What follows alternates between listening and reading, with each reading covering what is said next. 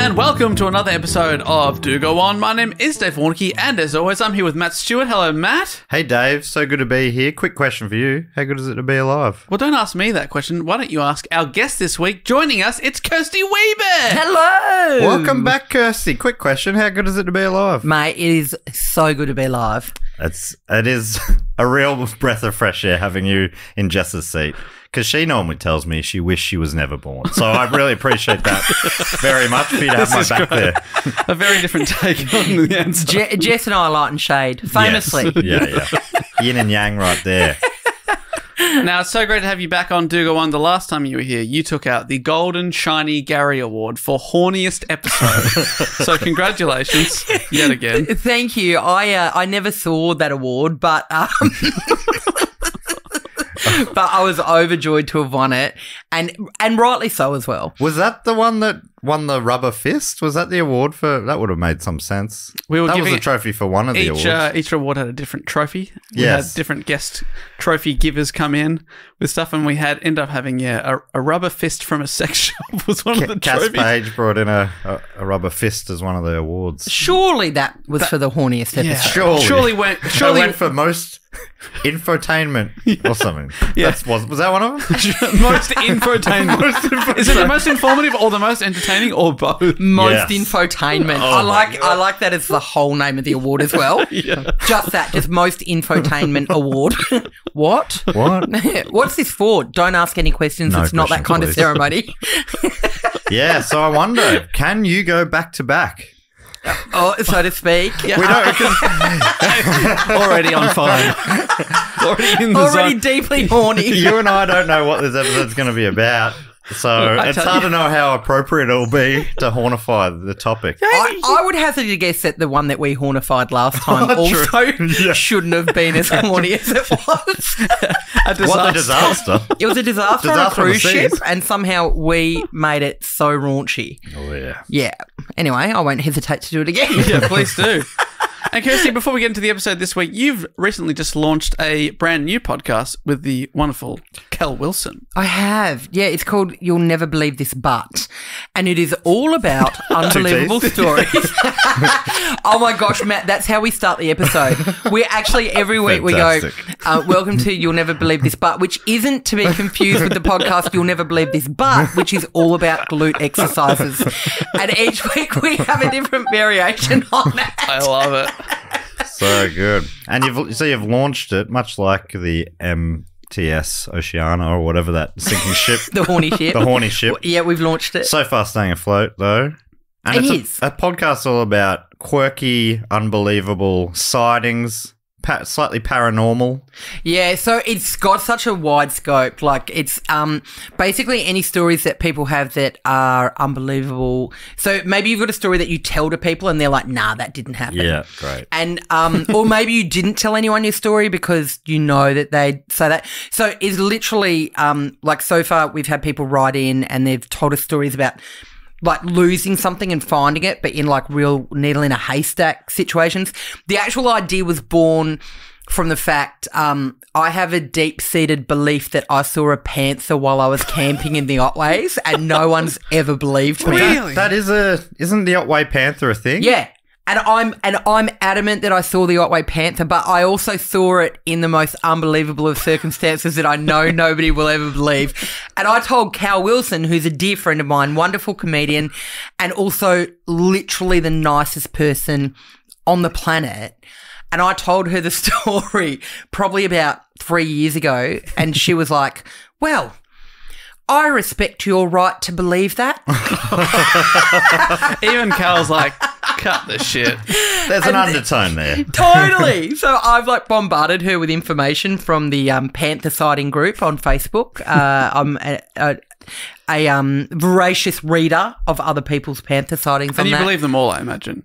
Yeah, the vast majority. Yeah. Yeah. There's a lot of panthers out there, is what I'm deducing. I've put the Blue Mountains Panther up for the vote on this show a few times. It's come second. I'm going to do the story of the Australian Panthers at some point. You have to. Because there's a few different ones. But yeah, the Blue Mountains have a very famous Grampians one. as well. Grampians, yeah. Yeah. Didn't Grant Denyer he got like a photo of one in his field or something. Did he? Yeah. Wow. You've got to get him on the pod. Got to get Got Grant to. on. Gotta get Grant. Absolutely. Yes, Grant. We will too. I mean, speaking for Grant, It's a yes from Grant. Should I send the interview request through to you, Matt? yeah, I probably. Grant's not really comfortable just taking cold calls from you, Yeah, Kirsty. okay, Send them that's through fair me, enough. and I'll get onto Grant. That's fair enough, because Grant's been fending off cold calls from me for quite some Yes. time. So I wouldn't want to bother him with another one. He's for international listeners. He's like our go-to game show host. He's probably host. Is he a game show host or weatherman? Wait, now that you've said that, I'm riddled Yeah, yeah. in self-doubt. Family Feud. Right. Yeah, Okay. Yes. yeah, A few he is variety game shows. shows. Yeah, just a real host of the stars. Yeah, one of those Sure. guys who's very bubbly and happy. Yeah, that's why I thought like a weatherman or a game show. Yeah, it host. looks great in Yeah, a suit. same ilk. 1,000 kilowatt smile. Yeah, exactly. Yeah, real like, well, over to you, Matt. What do you think about Yeah. this? Your mum loves him. Yeah, Yeah. mine in particular. Yeah, sorry, I was talking Yeah, about that. I thought he was talking to me, actually. I'm like, yeah, Mum, wild for him. Well, for Grant. We're all wild for Grant. Now, Matt, it's been a while since Kirsty's been on the show. Apart from horny puns, what is the show about, Matt? I'll explain to you, Kirsty. The way it works is one of the three of us, in this case Dave, has gone away and studied a topic, usually that's been suggested by a listener. He's gone away, I don't know how long, probably a week or so, researched it, written up a report. He's about to read that report to us, almost like we're in high school again, and it's an English oral presentation. Only you and I... We're hanging on to our youth. Only you and I, as the class, more likely than probably back then to go on real dog shit riffs and be annoying, ask stupid questions, and just be kind of tedious in general. Yeah. And Dave, the report giver, nearly always gets onto the topic with a question. Do you have a question this week? I do have a question for both of you. Yeah. Buzz in if you know it, or just shout out if you know it. The question is, the Dassler brothers are most famous for starting which $2 billion sports companies? Oh, yes. Adidas.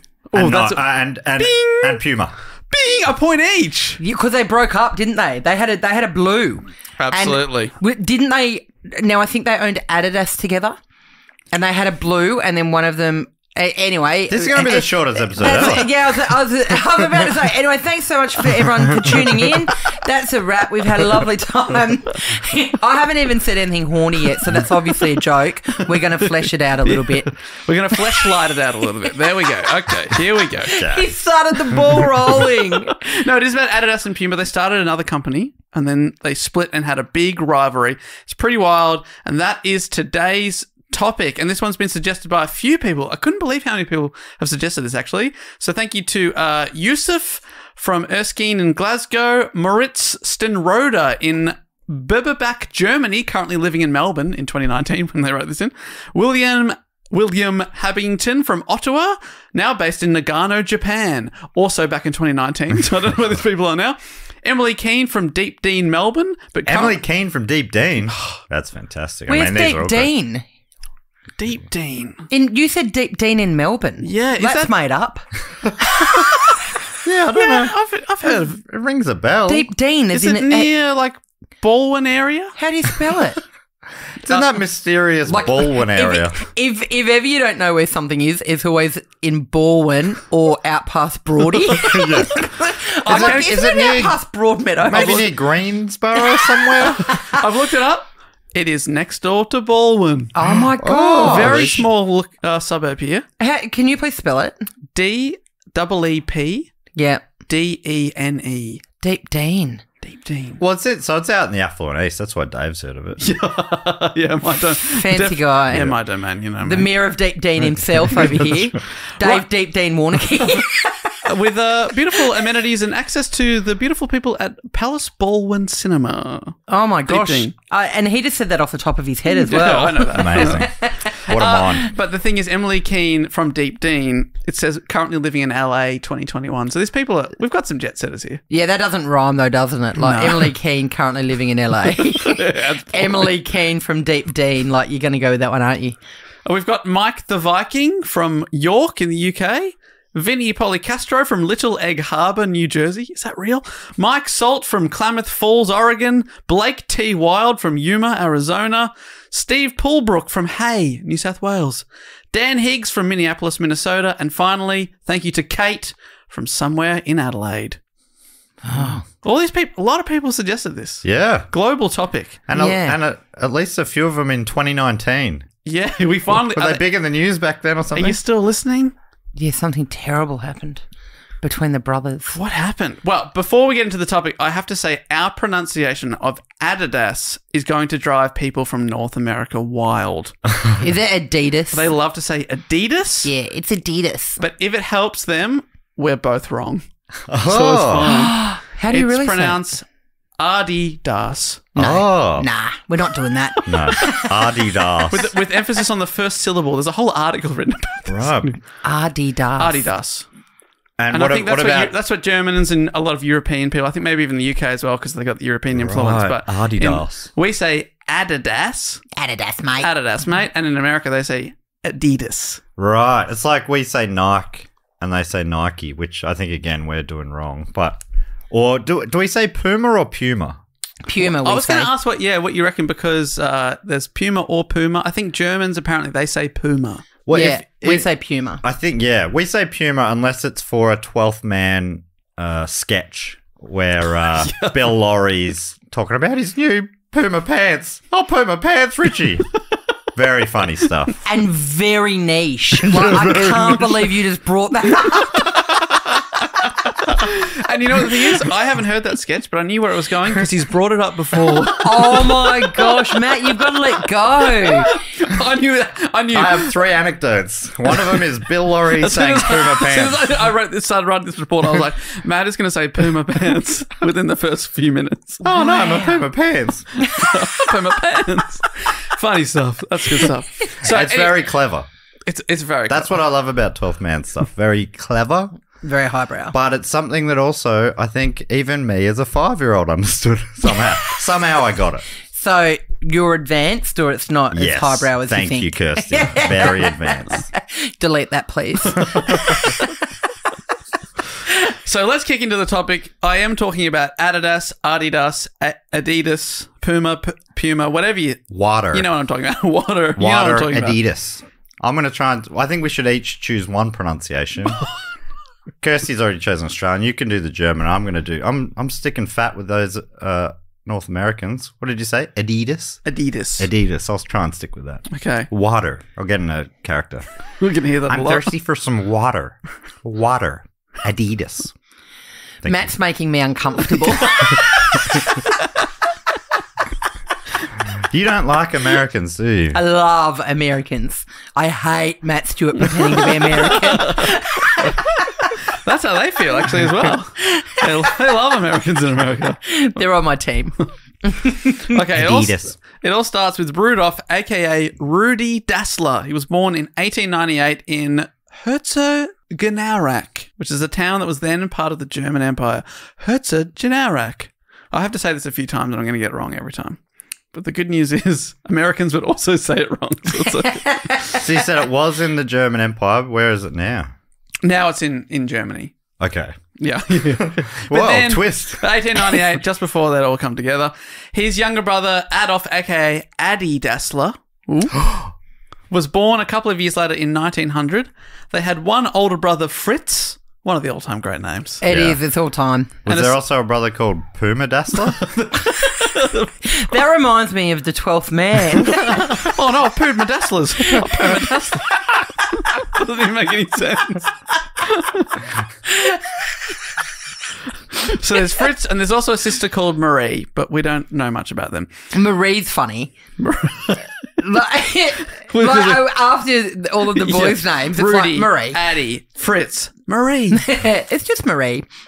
Their father, Christoph, worked in a shoe factory, and the town they lived in only had 4,000 people, and most of the population worked at one of several shoe factories. So the town was already known for shoemaking. The younger brother, Addie, finished school and took up an apprenticeship as a baker to please his father, but really, he preferred sports and was quite a good athlete himself. He was also a bit of an entrepreneur, and in 1919, a bit after the First World War, which remember did not go great for Germany and resulted in widespread economic turmoil, he dropped out of baking and, seeing a real gap in the market, decided to try and make shoes specifically designed for playing sport in. Oh. That's a new concept. Yeah, the inference is that no one had thought of that, which is incredible. Before then, they were just Amazing. like duct taping bricks to their feet, Yeah. getting on the court. Yeah. Well, 2 bread rolls. Oh my God, it's as light as air. I mean, I can only play for 2 minutes at a time. Yeah, before that, there weren't mass-marketed shoes that were designed specifically for the sport that you were trying to, be good at. So he correctly predicted that athletic success would improve with correctly constructed shoes. Makes sense. I know. Makes perfect sense. Yeah. You got to protect the feet, and the shoes, sure. Protect the shoes. Protect it all. Everything below the waist needs protecting. Above the waist? Nah, whatever. Doesn't matter. Spare parts. He started making shoes at home in what is sometimes referred to as a shed and sometimes a laundry, so you get to choose your own adventure there. Could be Is it- both. Yeah, why not both? The laundry shed. I've had a laundry shed before. You haven't had a laundry shed? I've had a laundry shed. No, but I've had a shed laundry. Okay. Oh. think that's Oh, nice yet again. Add in Deep Dean, that's how we do it. Have you ever had a shed laundry? No. You've had to share your shed laundry? Yeah. Sure have. Not officially. Yeah. But I did anyway. Come one, come all. Yeah. Yeah, why not? But we know he's out the back somewhere making shoes. He had gotten inspiration from visiting the shoe factory where his dad worked, but materials in post-war Germany were hard to come by, so in order to generate income, Addy repaired shoes for the citizens of his town, and to make his own sports shoes, he used various materials originally made for military use. So whatever he could get his hands on, he turned it into a shoe. You've got a tank, you've got a shoe. That's That awesome. makes sense. Yeah, it was unfortunate for the people that bought his cutting edge hand grenade shoes. Yeah. They were a nightmare on the track. Yeah. An explosive performance on the court tonight. Fantastic. It was a pretty humble setup to begin with, a classic startup in the garage / shed / laundry going on. At the time, electricity in the town was unreliable, so Addy rigged up a stationary bike to create enough power to run the equipment to make their shoes. So he's literally using pedal power. Wow. Who's on the bike? I think he's on the bike. He's on the bike at the same time as making the shoes. As he's like, I think, on the sewing machine, sort of powering it with his own. Wow. What a nightmare. No wonder these shoes are so expensive. Yeah, he's making. We're still paying for all the power that it took. Yeah, to this day, Adidas and Puma have just people on bikes constantly. The first shoe, yeah, loads and loads of people just sitting around pedaling frantically. The first shoe he made, incidentally, had to be for cycling. Yeah, it had to be. But He's to like, get it here's my made, cycle shoe so that I can. But How do you get it made? exactly. What came first, the cycle shoe or the cycle? The bike power. Yeah. Wow. I reckon he just wore the bread roll shoes to begin with Long until he'd enough. made the cycling shoes. What do you think of, like a Vienna loaf? Yeah. Pipe loaf? Oh, sourdough is pretty durable. Oh, right. Sourdough, I yeah. was Something with thinking- a nice crust. I was thinking Yeah. like a cob. Oh, yeah? Cob's good as You well. hollow it out. You could either have like a soup be put in there, Right. Yeah. or you put your foot in. Certainly Or- not a fluffy bap. Not a bat. No. Oh, my No. God. You put the baps away, please. Yeah. Yeah, Baps get are better. your They baps make away, Matt. Baps make better mittens. They Yeah. do. Yeah, yeah. Lovely mittens. And the cob loaf is, of course, short for cobbler. The cobbler. Oh, my God. I didn't know that, but it all makes sense now. Listeners wouldn't have been able to see your jaw drop then, Matt, but I think they would have sensed it. Yeah. He's still picking it up off the floor over there, actually. Wow. I came here to laugh, not to learn, Kirsty. Oh, we never learn here. The shoe manufacturing company initially had the catchy name Gebruder Dassler Schuhfabrik. Just rolls off the tongue. Beautiful stuff, isn't it? You put That's that a on the beautiful side of the language. shoe. It translates as Dassler Brothers Shoe Factory, but was soon called Geda or Geda for short, Geda. He sent free samples to local sports clubs, and soon the orders started coming in because did. they put the shoes on and went, oh, it is actually easier to run in these than a pair of cob loaves of bread. Can you believe it? Build it and they'll come. Yeah. At this time, Rudy, the older Dassler, was forging his own life and training to be a policeman. But just as he was about to enter the workforce, he too dropped out and joined his younger brother's expanding business, and the two formed a creative and productive partnership. Rudy, who was more outgoing, became the salesman of the company, in charge of marketing, and the more reserved but sports performance inclined Addy stayed home and worked on the designs. What year are we in? This is just after the First World War, so early 1920s. Isn't that amazing? There'd been modern Olympics without sport shoes. Yeah. Well, So didn't the they? marathons have been run, and they were wearing. What were they wearing? Oh, sorry, cob loaves. Cob loaves. Yeah, You've cobblers. covered this already. Yeah. Mate, wake up. Sorry. Also, as I'm about to say something, and as I'm saying it, I'm like, no, I think you've made that up, Kirsty. Weren't the Olympics originally performed nude? Yeah, I think that's right. Like the ancient But Olympics. that's the ancient ones in ancient Greece. Yeah, but still, we've come a long way. Yeah. It's fair enough that the shoes took In so long to- 1896, there was still nude feet. Yeah. Yeah. Yeah. They'd slowly clothe themselves from the head down. Yeah, so they started Balaclava on out. first. Yeah, they started doing the marathon with a balaclava, and then like 4 years later with a scarf as well. Imagine putting a scarf on and thinking, yeah, I run faster in this. Yeah. Yeah, aerodynamic. Everything's got, does it cut through the wind in this Anything thing? flapping in the wind, I Yeah. think, makes you feel like you're on faster. Yeah, which some people would have had lots flapping in the wind at the Nude Olympics. The first gold medalist, wow, I was flapping all over. I felt so fast out there. Yeah, the wind in your hair and other bits and pieces. Flap Central out there on the track today.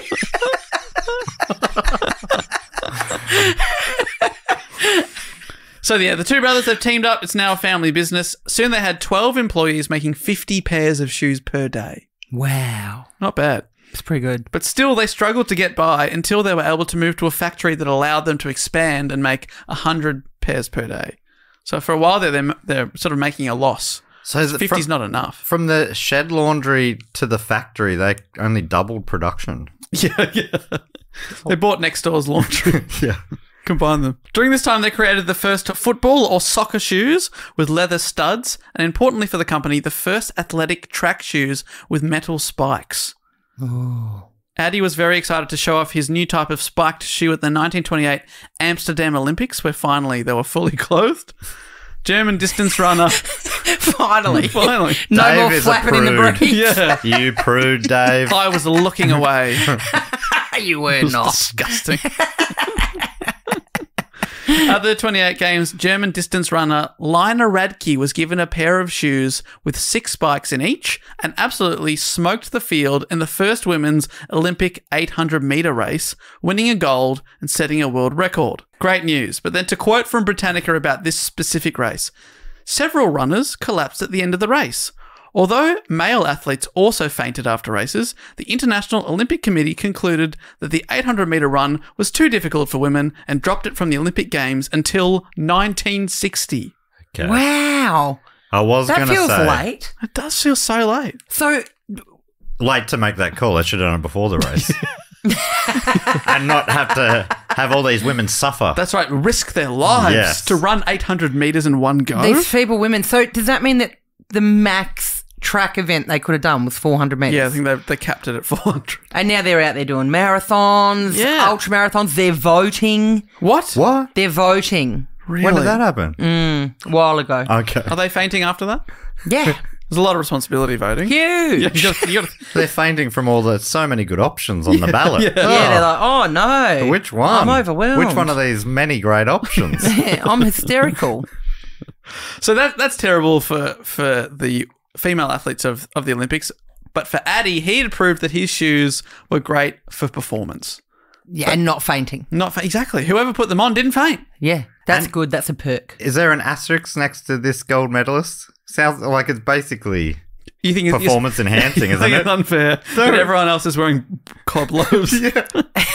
Someone's got spiked proper shoes. They're like, these sourdough loaves have really pulled me back. Yeah, like the first gold medal for Usain Bolt when he was driving a V8 supercar. I thought that was a bit unfair. It but was apparently pretty out of order. They just said it's just new technology. The best thing about the new shoes was the ducks weren't following them anymore. That's The true. bread shoes. Yeah, no, I got it. Kirsty, because of the bread shoes. Oh, okay, because bread's like ducks. What? Bread's like ducks, ducks like spreads. Yeah, see? Match As made in they heaven. always say. As they always say. At the next Olympics in LA 1932, more athletes wore the Guetta shoes and the business steadily increased from here. Always looking to improve his designs, Addy attended a shoe technical school in Pirmasens in Germany, a place which was world-renowned for its shoe production. It was during this time in this town that Addy married Katerina, the daughter of the renowned shoe mold producer Frank Martz. So What a power move. He married into shoe royalty. That's a strategic move if ever I've seen one. Absolutely fantastic move. That there. does sound like old school royal maneuvering, doesn't it? It does. Yeah. Big time. It's just Consolidating like power. looking up the yellow pages, like, who's in the shoe business and has a daughter? Who's listed under Shoe King? Yeah, it's a shoe king. And does he have a daughter? Together, Addy and Katerina had 5 children, and she and the kids would play a big part in a future company's future. Oh, that's vague. Wait, did it say how many children? 5. 5 children. That's heaps. That's strategic as well. You are literally reproducing to. What am I trying to say, Matt? I got lost in your eyes. I got lost in your eyes. Well, I think you've got redundancies in there. Yeah, you're developing a staff team is what I'm trying to that's a say. staff, Oh, yes. potentially a board in the future. Yeah, or or at a least on football the factory team. floor. You know, you've got options. Yeah, thank you. Or Thanks. Queen Victoria style, maybe you could marry them off into other shoe dynasties. That's yeah. right. You know, bring them all under It's one. you're not just popping out 5 children No. for lols, are you? You're going head of sales. Done. Yeah. All right, who we got? We got the factory. This is early succession, isn't it? Yeah. That's right. They've all got 2 board votes each. Yeah. Rudy Dassler, the older brother, also married. His wife was Friedel Strasser. Incredible name. Wow. And together they had a disappointing 2 children. Friedel Strasser sounds delicious. It does sound Legit. Are you imagining something that comes with ice cream? Yeah, apple. Yeah, it's like got an apple in it. turnover It's got sort of apple thing. in it yeah. for sure. Yes, absolutely. Some sort of apple strudel affair. With a- Most deaf. Big scoop of vanilla on the side. Yes, Yes, please. Yes, please. I'll take the Friedel Strasser to go. Yeah, I'll get 2. They're quite small. So they've got their own families, but they're still forging together this company. Everything's great. The partnership, it's perfect. You know, one sells the product, one creates the product. Match made in heaven. The next Olympics was one of the most controversial to ever take place, happening in Berlin under the Nazi regime. Hitler hoped to use the games to show off what he believed was the superior Aryan master race. Meanwhile, the Dasslers hoped to use the games to show off their shoes to the world from their home country. Couple of pretty separate agendas there, I'd say. And I'm happy to say only one of these dreams came true. Because Hitler's belief about a superior race were absolutely shown to be bullshit when the star of the games was black American athlete Jesse Owens. Owens won 4 gold medals, the 100 metres, the long jump, the 200 metres, and the 4x100 metre relay. And guess whose shoes he was wearing? Hitler's. Walk a mile in my shoes. That was showing. Why was he wearing Hitler's shoes? He was wearing Addy's shoes. Addy's shoes, that's right. The star of the games, wearing the shoes. It was a big event for the Dassler Shoe Company. In total, athletes wearing their shoes won 7 gold, 5 silver, and 5 bronze medals. So, putting them on the map. It's pretty sick. So also, just as a sidebar, sucked in Hitler. Yeah. Sucked in Hitler. Yes. He That's went how all finally in. said it. Sucked in Hitler. I've been wanting to get that off my chest for ages. Sucked in Hitler. He backed the wrong race, didn't he? He got on board this dud race of Aryans. I don't even think it's a real race. Like, Nah. mate, read a book. Yeah, it's not the 200 meter, the 400 meter, the Aryan. Sucked in Hitler. And are other athletes still wearing non-sport shoes? Cobwebs. I think there's That's still on the cobs? Overall, they're all wearing more sporty shoes now, but the best ones seem to be the Dazzlers shoes. But also, Jesse Owens was the best athlete there, so might have won up regardless. Well, Yeah. we'll never know. So they'd fitted Owens with shoes, but both brothers were members of the Nazi National Workers' Party.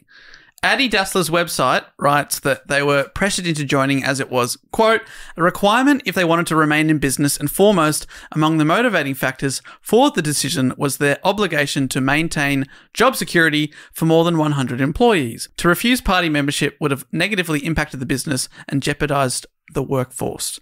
Honestly, sometimes you have to join the Nazi party for the betterment of others.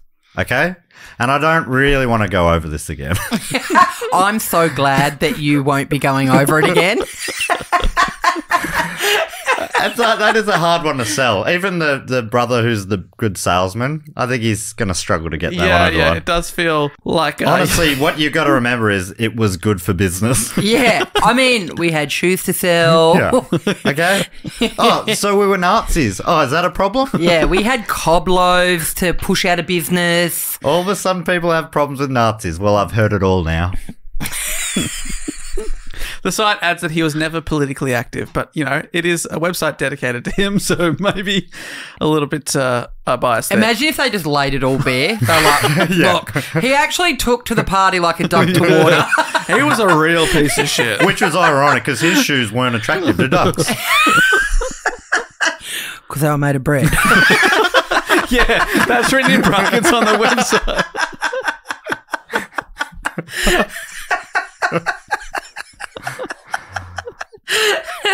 Bit of fun.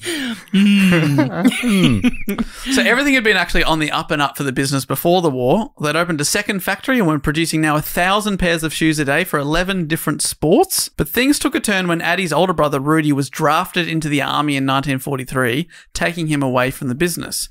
Again, from Addy's website, which might be a bit biased, it says, in Rudolph's opinion, who's the older brother who's been sent away, Addy did not possess the business acumen to lead the company. During his absence, he wanted to be informed about every business decision and additionally suggested that his wife, Friedel, not the pie, Delicious. Delicious Friedel. My mouth is watering. With a side of ice cream. Yes, sorry, he can't carry talk on. about his wife without people just zoning out and thinking about how hungry they are. Yeah. He suggested that his wife, Friedel Strasser, act on his behalf. Addy declined his brother's suggestion because it ran counter to their prior agreement that stipulated the remaining brother would perform the duties of both owners. So the older brother's away being like, no, my wife should be acting on my behalf. And then Addy's like, nah, man, we have an agreement. I'm in charge when you're away. Yeah, your wife's too busy being a delicious dessert. You're going to leave her all uncovered on the windowsill? Well, good luck having any of her left when you get back. Yeah, good luck in the war. You Nazi. Which I guess he was, right? Yeah, well, they both are. And he was fighting for the Nazis. Not They're- according to their website. Yeah. While he was fighting as a Nazi, his heart really wasn't in Yeah, it. yeah. They're like, look, if you wouldn't mind just referring to us as Nazi adjacent, that'd be great. They started sending letters back and forth and it became increasingly hostile. Meanwhile, back at home, things weren't easy for the remaining brother, Addy. The factory was soon ordered to make thousands of pairs of shoes for the army, and soon, like every factory in Germany, they were ordered to start producing weapons and parts for the war effort, effectively closing down the shoe business. I mean, all he wants to do is make shoes. Yeah. Well, all of a sudden, the Nazis aren't so good for business, are they? Think about that. First the Nazis giveth, then they taketh away. As they say. As Kirsty often says. Absolutely not. Oh, I didn't realise that was your phrase. Fantastic. Addy, back at home, suspected it was his older brother Rudolph who had arranged the standstill to facilitate Addy's conscription into the war. So they were very suspicious and paranoid about each other. He thought that it was Rudolph who'd signed up the factory basically to start making weapons instead of shoes so that Addy would no longer have the excuse of, I can't go to the front, I'm making essential shoes, and that he would have to go to the front too so that he could come back and take the business. Anyway, there's a few stories of animosity between the brothers at this time. They're very paranoid of each other. And apparently not even their grandchildren know the full reason for their rift, but there's lots of theories and stories. Some of them are pretty fun. One goes that during the war, a growing rift between the pair reached a breaking point after an Allied bomb attack in 1943 when Addie and his wife climbed into a bomb shelter that Rudolph and his family were already in. Addie apparently said, "The dirty bastards are back again," apparently referring to the Allied warplanes coming overhead, but Rudolph was convinced his brother meant him and his family are the dirty bastards. Wow. So What a minor misunderstanding. Yeah. Like, it could have just been cleared up. Like, no, I meant the Allied forces. yeah. What if you'd be like, "Oh, the Nazis are back again"? Well, you are. They just fumed over it. That's it. This is the plot to every romantic comedy where a simple misunderstanding could be explained if you just talk to each other. One swift sentence. Yeah. No, I meant those planes. But instead you're like, I'll just keep that under wraps and let that's them continue thinking I'm having a crack at them. Yeah, I'll quietly fume for the rest of my life. After the war ended in 1945, Rudy, who'd been at the front, was arrested by the US to investigate his involvement in the Nazi Party.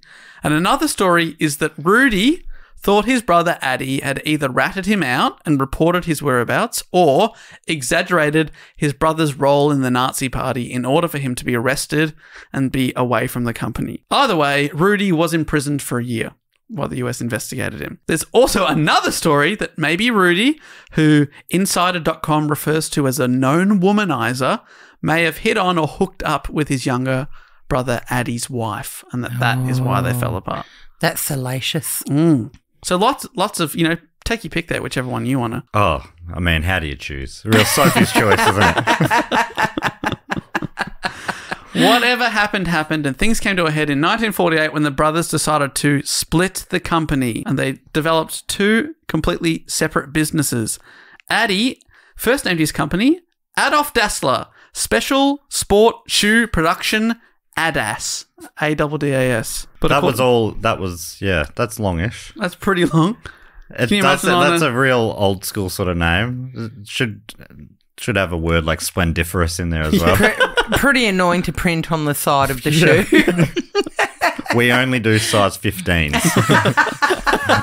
For very obvious reasons. According to addydassler.org, in 1949, when he registered his company, he added a handwritten letter I on the registration form because the name Addis, ADDAS, was already being used by a company that made children's shoes. So he decided to name the company Adidas. Adidas. Whoa. Choose your what own a reveal there. pronunciation. I didn't get where you were going until the last one. Can you believe it? And he had an early version of the now iconic three-stripe logo ready as well. In 1948, Addie had developed a football shoe that incorporated 3 parallel straps that brought more stability to the shoe and foot, and those lines became developed into the company trademark. You know, the sort of 3... Can you imagine the 3 Adidas lines? Yeah. Yeah, the 3 stripes. Yeah. So that was that's pretty early. It's been around for 70 Right. seven And it plus was years. just it was a practical thing at first. Yeah, and then he's like, yeah, I'll make that into the logo. It's a great logo. Iconic. It is iconic. You can recognise it a mile off. Yeah. I'm a big fan of the Adidas shoe. Do you own any Adidas? I Any have lots of Puma? Adidas shoes. I always wear their handball shoes, just for streetwear. Oh, yeah. I'm a cool guy. Why handball? They're just the ones that I like, the style that I like. Nice. Yeah, they're good. You're able to. Are you an Adidas wearer? I don't know if I've ever owned a pair of Adidas. Are you serious? I don't know. I have. What am I? How could you not? I'm wearing Nikes right now. Run DMC when they had that. What was that big 90s song they had? It's like that. Yeah, it's and tricky. that's the way it is. Oh, it's is it like that one? that. Yeah. Yeah. I've got a. Has that got anything to do with anything, or did we just go into that for no? When that came out, I reckon that must have boosted their sales a lot. I've got a bit about Run DMC in this. Yep. What did they have in? Were they wearing the shell toes? Yes, yeah, that's right. I've always had a pair of shell toes. You I are love those. big on Adidas. What about? I'm a huge on Adidas. Have you ever owned a pair of Pumas? Yeah, yep. I went through a phase in high school where I had Pumas. I Because remember your parents saying, Geez, I think she'll grow out of this, hopefully. It's just a phase, just a Puma phase. We're cool with her being gay, but the Puma shoes, that's Well, too come on. much. That's a bridge too far. We're an Adidas family. Please. You know our beliefs in Adidas. We love Adidas. We love handball. The two things that bind this family together. I wore Puma because I'm pretty sure I was allowed to, like, they were a bit cheaper than Nikes and Adidas, and so I'm pretty sure my parents, like, bought me Pumas when I was in year 7 and 8 until I, got a job and could afford splurging Yeah. on some Adidas and Nike shoes to Nice. be real cool, I was way more Puma than Adidas. I don't think I've ever had any Adidas either, but near Moorabbin, or maybe even in Moorabbin, there's a Puma factory. So that was why it was a bit of a go-to, factory seconds and whatever. Oh, yeah, you'd be able to, is it still there? I think it is, yeah. Wow. What a dream. And you'd be able to get way cheap ones there, hey? Yeah, At the yeah. factory outlet. Yeah. I live on that side of town. Maybe I'll go peruse. Yeah. Maybe I'll cast my jaundiced eye over the Puma factory Puma outlet. factory. I never. Hot tip. And I don't think I had Puma shoes either, but I did once Puma pants. Sorry, I did once have Puma pants. Maybe the 12th man was the Dave Warnicky we met along the way. Dave, you've basically said that you haven't worn any kind of shoe. Yeah. Have you got cobblers on your feet? Yeah, stick with the cobs. You look at the bottom of my cupboard at home in my bedroom, it's just like different. Smells like a bakery. Yeah, it smells fantastic. It would too. Oh, but yeah, no, thank you so much. Do you have any Fritzer Strudels in there? Or whatever her name was? Friedelstrasse. Friedelstrasse. Oh, yeah. Yum. Right. No, but that's for the weekend. I only wear my Friedelstrasses on Saturday and Sunday afternoons. It's evening wear. Yeah. Like fancy a bit. That's for like a gala dinner, Yeah, that's like, isn't it? let me slip into something more comfortable. A little treat for the toes. So, meanwhile, older brother Rudy established Schuhfabrik Rudolf Dassler, known as Ruda. R-U-D-A. Ruder. Oh. Ruda.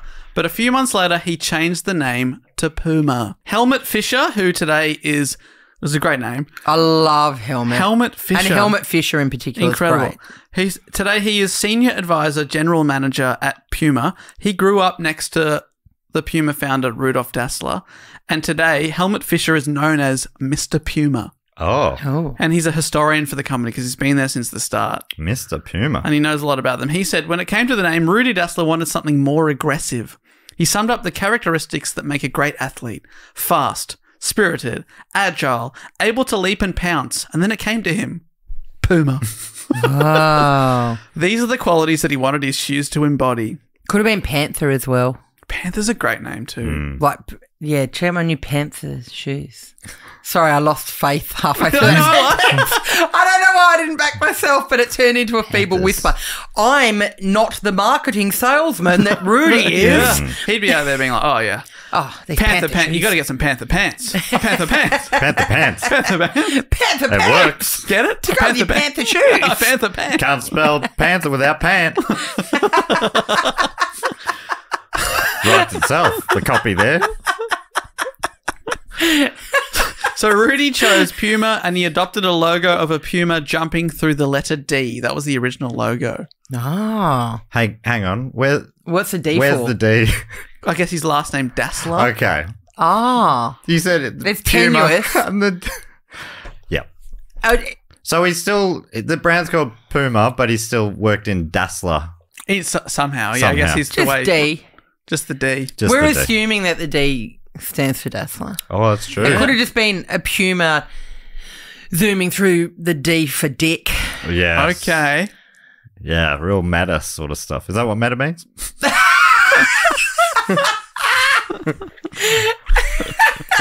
I'd have to look it up. You know, a D for dick, right? Am I right? Panther going through a dick. It's the only other word I could think of that starts with D. D. I was I'm on the sitting riff. right here. I Come on. know. It was but you didn't know him. No. Yeah. Yeah, it would have been But he unlikely. did know Dick. He did know Dick. So you imagine the logo today of for Puma. It's just like the silhouette of a puma. You know what I'm talking about? Yeah, So I know the what you're outline. talking But about. that logo. Kirsty saw one in the Otways. Panther. Oh, sorry. Yeah. Are pumas Which and incidentally panthers are my different? brand new shoes. Your vision you saw in the Otways was a pair of shoes. It was a pair of shoes. It was a pair of Panther shoes. That's what makes it so unbelievable because they haven't been invented yet. Pumas are different, but they are also, I wanted to talk about this, also known as cougars, mountain lions. Oh, no, and panther. I didn't read that. I thought that, yeah. Yeah, they're all different names, but there's different. There's Mountain lions? Yeah. The only extant species is the cougar, sometimes known as the puma, the mountain lion, the panther, among other names. So you can call it whatever you like. Yeah, they're hippo, the rhino, Yeah. the fish. Oh, no, I saw the Otway fish. People are like, no, you didn't. No one's seen a fish around these parts for years. It was huge. It was just up there in the bush on the side of the mountain. I wonder if that means that would they have the rights for all those, because they've called them Puma. Do they have the rights to all those brand names then? Can't call it sporting shoe mountain lions because we already, Oh, right, because they're they've the got same animal. cougar. I wonder. Wow. I don't understand copyright law. Yeah, I'm glad you're raising this, though, because I was about to do my soft launch tomorrow of my Panthers, so I might have to reconsider. Because I was thinking that, like, it feels weird that there isn't a sporting brand called Panther, but maybe that's why. Maybe they've got in there, they've owned them all, I don't know. Wow. But the logo we know today, the one we're talking about, was created in 1967. Caricaturist Lutz Bach was assigned to design a new Puma cat logo. Helmut, remember, Mr. Puma, who knows everything. Helmut Fisher. Helmut Fisher remembers that Lutz Bach was offered a cent of every Puma item sold with his logo, but he decided to charge the company 600 marks up front for the job. Thought you meant smell for a second there. I'm like, how does that work? A scent from every...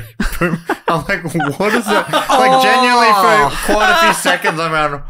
What is this deal? We've just sold this pair of shoes, mate. If you could run down and give them a quick sniff before they go out the Which door, is that'd be obviously great. your right, obviously. Some new bags have come in. You want to give them a quick Yeah, sniff? just, if you want to come in and just one quick sniff, because you know the deal. Obviously Like, one. Only one. Not two. Come on. Not two. Sorry, Okay.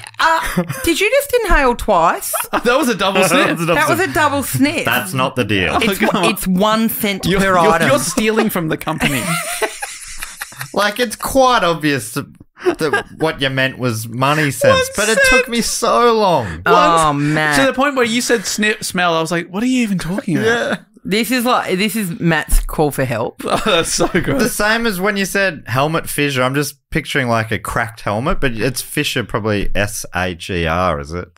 It's not fissure. SCHER. Oh, Like I you're just thinking my of like brain is- anal fissure. Yeah, Oh, I yeah. can't. The worst fissure of all. What are the other ones? That's the only one I know. It's the only, not because but that's the one people talk about, which makes sense because Yep. yeah, sorry, sense is in SENSE. I'm just hearing everything in the wrong version of the homonym order. literally, there. yeah, Matt doesn't understand the concept of a homophone. Homophone, sorry. What's a yeah, man. Matt's a homophobe. What? You can't hear words either. All right, I'm going to have to start spelling out every word I say. This is the worst podcast ever. No one understands a word anyone's saying. So I'll just recap.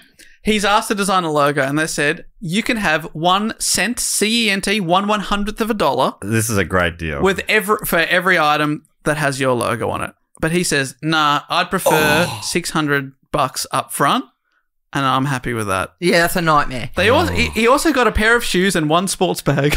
Oh, that's a. Wow. I'd call that a bad deal. Mr. Puma, Terrible. aka Helmut Fisher, Helmut Fisher. estimates that Lutz would have become a multi-millionaire if he had agreed to receive commissions instead of this one-off payment. 600 mark. But also, I bet you if he signed that deal, they're changing the logo pretty soon. Yeah, because the logo he designed remains virtually unchanged to this day. So there you go. They would have tweaked it and said, "Oh, void. Sorry, contract's void." It now has a big nose. Yeah. It's the same. It's got a clown big nose. human nose. So it's just coming right off. Oh, They're like, it does look unfortunately. way worse, but we don't have to pay you now. Yeah. So it's Yeah, it fine. looks awful, and we can barely sell any items now, but it's worth it. Got ya. So the two brothers have split. A big rivalry develops very quickly, and the rivalry had wide-reaching effects on their town Herzogenaurach, I can't even say it. Historian Manfred Welker estimated that at the time, at least one person in every family in the town was employed by one of the two companies. Whoa. Wow. And the breakup between the brothers literally split the town in half, with each business taking up headquarters on opposite sides of the river Orach that went through the middle of town. Wow. You're either a Montague or a Capulet. Exactly. They split them up so hard. Employees of the two companies did not speak to each other. They also went to separate stores, separate barbershops, bars, and bakeries. Wow. This is like when my neighbourhood got a Hungry Jack's and a McDonald's. Which team were you on? Whopper Hungry burger Jack's. for life. Hungry Jack's all the way. Yeah. So they've sort of, it's this weird, so like just after having this war that split the country, Berlin split in half at this point probably. Has that happened yet? No. Okay. Thank God. Thank God. It's, Wait, was this? Add that to the list of things Oh, Matt's no, not sorry. sure about. No, I think no. Historical timeline. It's a shorter list of things I'm sure about. It's a very short list. Nothing on it. But yeah, maybe this is what inspired the Berlin Wall. They're like, look at this. I'd say so. The runners. Yeah, it's not The that running long. divide. You know, it's not that long after this. Maybe they're like, yeah, this wall works. This divide works. Barbara Smith's book on Adidas and Puma called Pitch Invasion describes how the town became known as the town of bent necks due to residents always looking down at a person's shoes before deciding whether to talk to them. So you look at your feet and you go, are you a Puma or an Adidas? My family's Puma. You're wearing Adidas. I'm not going to talk to you. It's the Wow, this is Bloods like- and Crips. Yeah, like a full uniform. This is like my high school. Like, if you weren't wearing, like, Nikes in year 8, woo, you weren't hanging out. You were And you're in the not. Pumas in that year 8, from what you're saying. I before. was. I was just socially acceptable. Okay. Because I had Pumas and jokes. Oh, okay. If I'd only Jokes had bump up a Puma Pumas, to a Nike. oh, yeah, exactly. If I just had Pumas, Or no, maybe mate. just had jokes If I just had jokes, yeah. needed both To to really add up to one Nike. That's exactly right. For a bit of social clout. It sounds tough on the Canberra high school streets. Mean streets of Stromlo High School. Yeah. we all had to wear the same black leather shoes. That's sick. That is ideal. Like, when I went to year 11 and 12 in Canberra, it was a totally different school again. And so we had a dress code in high school, like white on top and navy blue or black on the bottom, and then whatever shoes. Oh, that's way better. So these shoes were not comfortable. I'd wear them working at Safeway, pushing trolleys. I'd wear them 7 days a week, Oh. you know.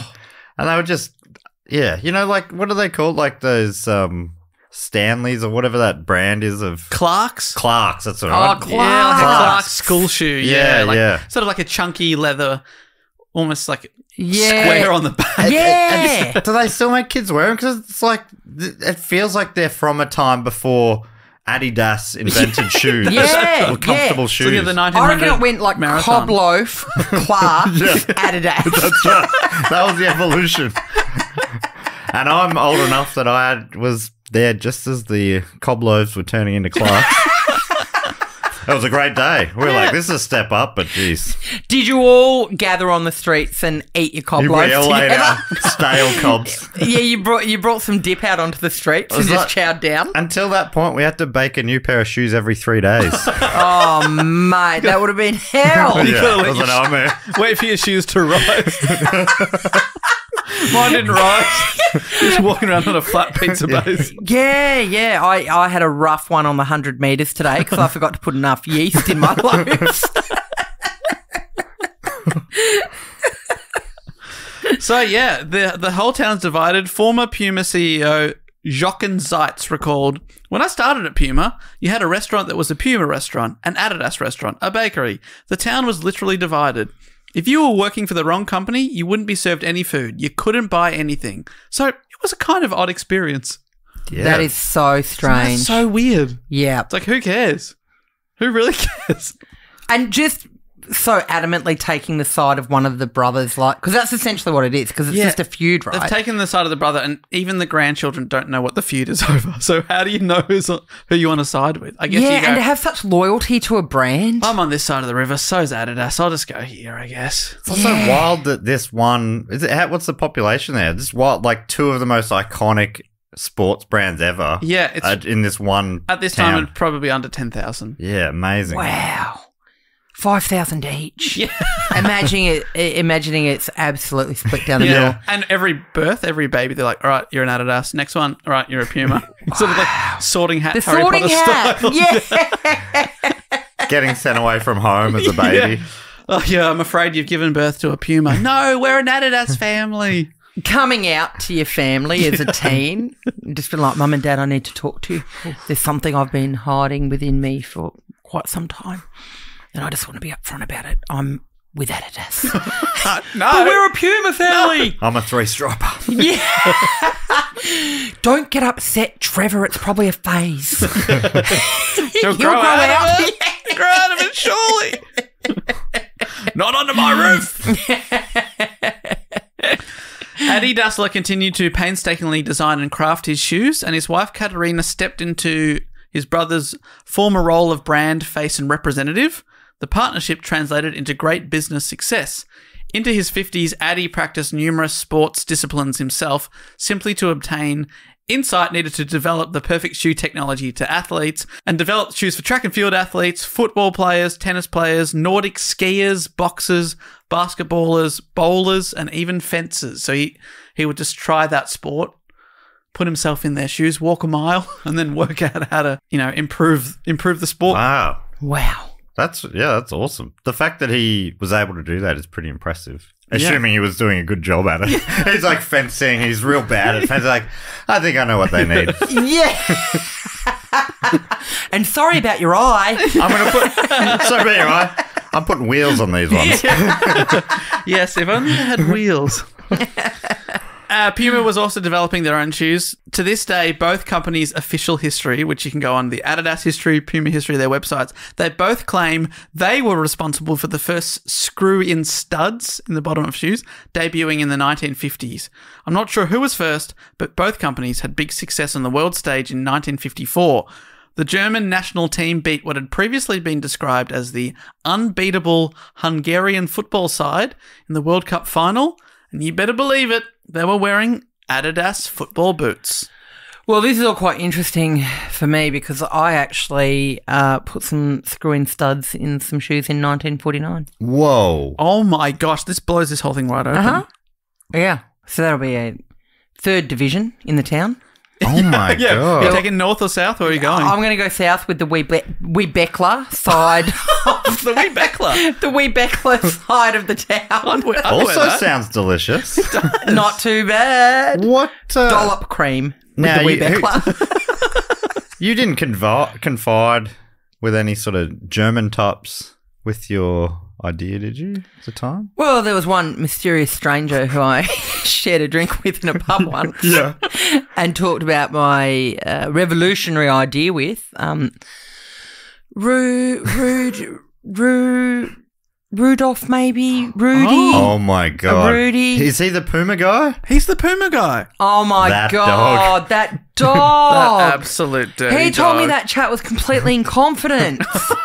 Oh my God, the I'm rug's been furious. pulled out from What a underneath piece Wee of Beckler. Oh, wee Beckler. Wee Beckler Enterprises. He's could have been your millions. Oh. Is Weebeck German? It's got a bit of a German sound to it. Yeah, it is. Yeah, Webeck. I like how you've tried to make it more German by putting the lure at the end.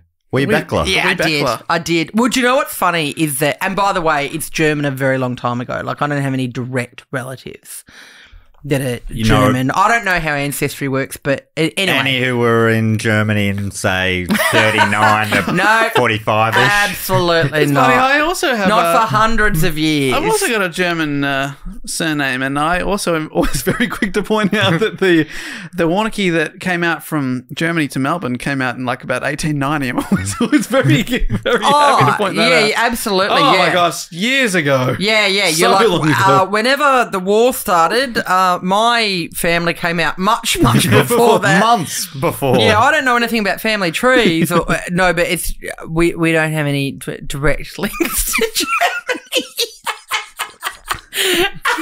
I sound so guilty now, but I'm not. I love it. We're both so defensive I of the know. surname. Anyway, where's Stuart from? Yeah, come on, If mate. that's your real name. Where were you in 39? Stuvart. Do you know whenever people introduce me on stage, if they haven't asked me how to pronounce my surname, I reckon 80% of them go French. Ah. They're like, please welcome to the stage, Kirsty Webeck. We're back. Le Webeck. We're back.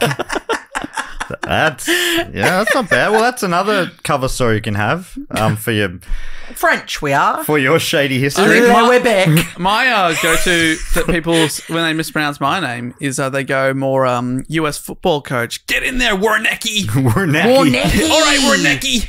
Wow. We're relying on you, kid. That sounds so Yeah. tough. Warnecki. I get that. Warnecki. I love it. Warnecki. Yeah, all right. Yeah, that Warnecki, he's okay. Yeah, he's got it.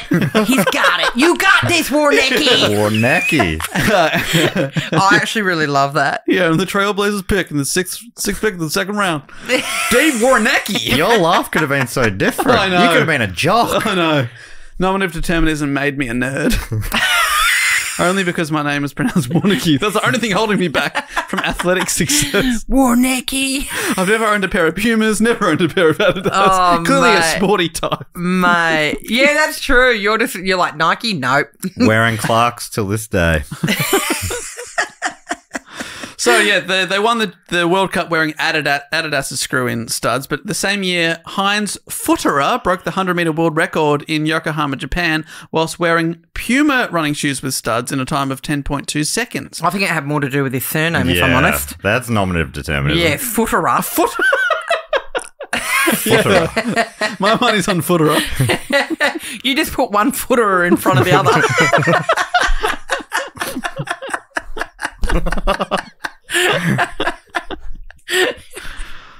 Puma had more athletic success in 1960. Arm and Harry won Olympic gold in the 100-meter sprint wearing Pumas. Ethiopian runner Abepe Bikila, who I have done a whole episode on in the past, who won the 1960 Olympic marathon running barefoot, backed up his title and won the 1964 Olympic marathon, this time wearing Pumas. Whoa. So they signed him. They got him. Yeah. And he got a better time in shoes than without? That's a great ad for Puma, isn't it? Even better than barefoot. Yeah. Huh? You know what barefoot's like? This is probably better than that. Yeah. This is better. Probably. And he won in barefoot. So, what a freak. I forgot about him. Yeah. Great name. Great runner. Catchy, Matt. Double threat. Double threat. Abebe? Baby. Abebe. What a name. I love it. So Puma were kicking their own goals, but on paper, Adidas was a bigger company. In the 1960s, Adidas numbered 550 employees and were the world's largest producer of sports shoes.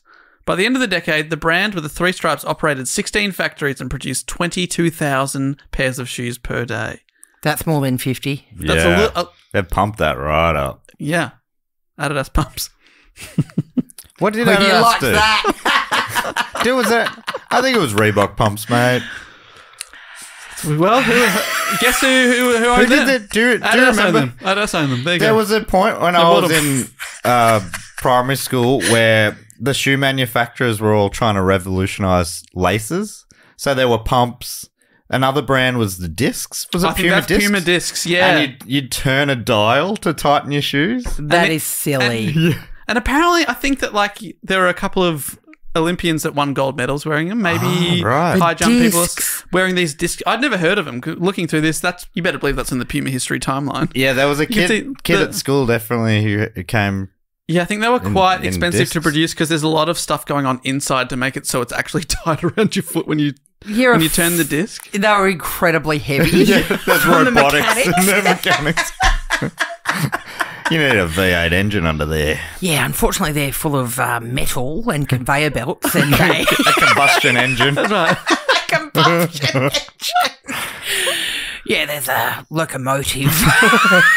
You'll see some steam coming up the top. Don't worry about that. That's meant Don't to be. worry about this thing. What they lack in aerodynamics, They make up in for. discs. You can spin a wheel. I mean, they are too heavy to move in, but think about how much time you will save not having to tie up your laces. Yeah, it'll be so good. That's I didn't know about the discs. I knew about the pumps. Also, this is not from the shoemakers themselves, but did you get those curly shoelaces? Oh, yeah. That I you just remember pulled? them. Yeah. You just pulled them. You didn't have to do them up. You just pulled them And then what happens? Well, they'd stop They'd because tighten they're your- curled. because they were curly. They just stop. So It's like a one-way valve. You pull them and they'd straighten. yeah, so you're like, And so when you're holding them like a long bit of Yeah. string, then, and you let go. and then you let go and they it goes curl up. back Curl back up, and so therefore they just stop in the eyelets on your shoes. fully and forgotten then about them. Oh they my were God. sick, And they were and usually we like need to bring them fluoro back. colours and yeah, stuff. they Yeah. were rad, and it's time for them to come back, is what I'm saying. I'm on Google Images, and this is the craziest thing I've ever seen. Yeah, but why and I've did seen they- disc shoes. Yeah, but Dave, why?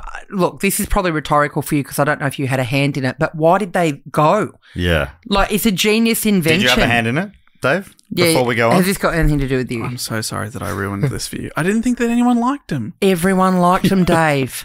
They are so. Honestly, I'm giving them a second chance. Dave, what the hell? Everyone loved them. I loved them. I currently don't have any. I would like them to come back. Bring them back. This is like if you just decided tomorrow that like cars aren't as convenient as people thought they were. All right, cars are over. Cars are off. Turn them off. I think that we're one not could be a having them. good one. Get rid of cars. I mean, for carbon emissions, sure. But Matt, Convenience. come on, mate. No, I think it's time we move to the tube system that you see in futuristic cartoons. Yeah, but we don't jump have in the your- technology. Oh, Yeah, we get- don't have tube technology. Now I've heard it all. Come on. We just don't have the will. Governments are too stuck in their own cycles. Oh, we need to get elected. And they know tubes don't get votes. Doesn't mean they're not No one right. would vote for a Doesn't tube. mean they're not right. No one said they're wrong. I would love nothing more than to be teleported back to the bay right now. Not right now, once we finish doing this, rather than... In the second podcast ejector seat. You're just out. I've This had enough. sucks. Matt just got a bit too angry about the tube system. Imagine that. You just sell the tube, voice activated, Puma Factory, Moorabbin. Puma Factory. I love it. You hope I they love don't that you've misunderstand. Puma Factory. Also, I love that you chose that as my final destination. You know me all too well because I'm absolutely going there on the way home. Yeah. Even though it is not on the way home. I'll detour for Puma. So Adidas are bigger, but they're making shoes. Up until the 1960s, they were very much just a shoe company. They sold a couple of branded bags, but shoes, they're the bread and butter. But Addy was always looking for... so to speak. Yeah. Not literally, we've moved No, no, beyond no. bread for shoes. In the olden days, butter was like socks. You'd butter up your feet. You butter on the inside. Yeah. Okay. Slide them into some cobs. Everyone's feet were lovely and Oh, soft yeah. in the olden days. Oh, yeah. Lovely. Beautiful buttered up feet. No petty eggs required. Not a petty egg to be seen. That's why petty eggs are a new invention. They only come in since... they didn't need them. Yeah. Since Butter we socks started are out. wearing like socks made out of cotton. Yeah, but back in the Instead day, of butter. we had Yeah. butter. Yeah. Yeah. So they're a shoe company, but Addy was always looking for other ways to innovate, and his son, Horst Dassler, another great name. That's up there with Fritz for me, Horst. Horst is sick. That's Horst. a great name. Horst was experimenting with some clothing in the French market, and it seemed that there was potential for technical sportswear which athletes could warm up, train, and compete in. The outfits were made from a fabric that was about to change the world. Nylon. Whoa. Dun dun. What is nylon? Is that like it's like an a artificial- petroleum yeah, it's like an byproduct artificial- thing? What is nylon made from? Nylon fabric is a polymer, which means that it is composed of a long chain of carbon-based molecules called monomers. There are quite a few different types of nylon, but most of them are derived from polyamide monomers that are extracted from crude oil, which is also known as petroleum. There you go, you're right. Isn't that... What if... Yeah, that feels weird. So we're making clothes out of oil. It also Dinosaurs. feels elaborate because Yeah. why don't we just cover our bodies with the oil directly? Yeah, that's right. Like, why aren't we just rubbing crude oil Cut out the middle on man. our bodies? Let's move back to the... I mean, butter is is an oil-like substance. Exactly. Let's go back to those beautiful days. The glory days of We're just just- rubbing yourself down with oil. Yeah. Fats or oils. You know, Beautiful. one size fits all. Beautiful. You know, there's no, they don't have anything in my size. There's always the right size in oil. Exactly. How much do you need? Just one douse, please. Oh, no worries. Right this way.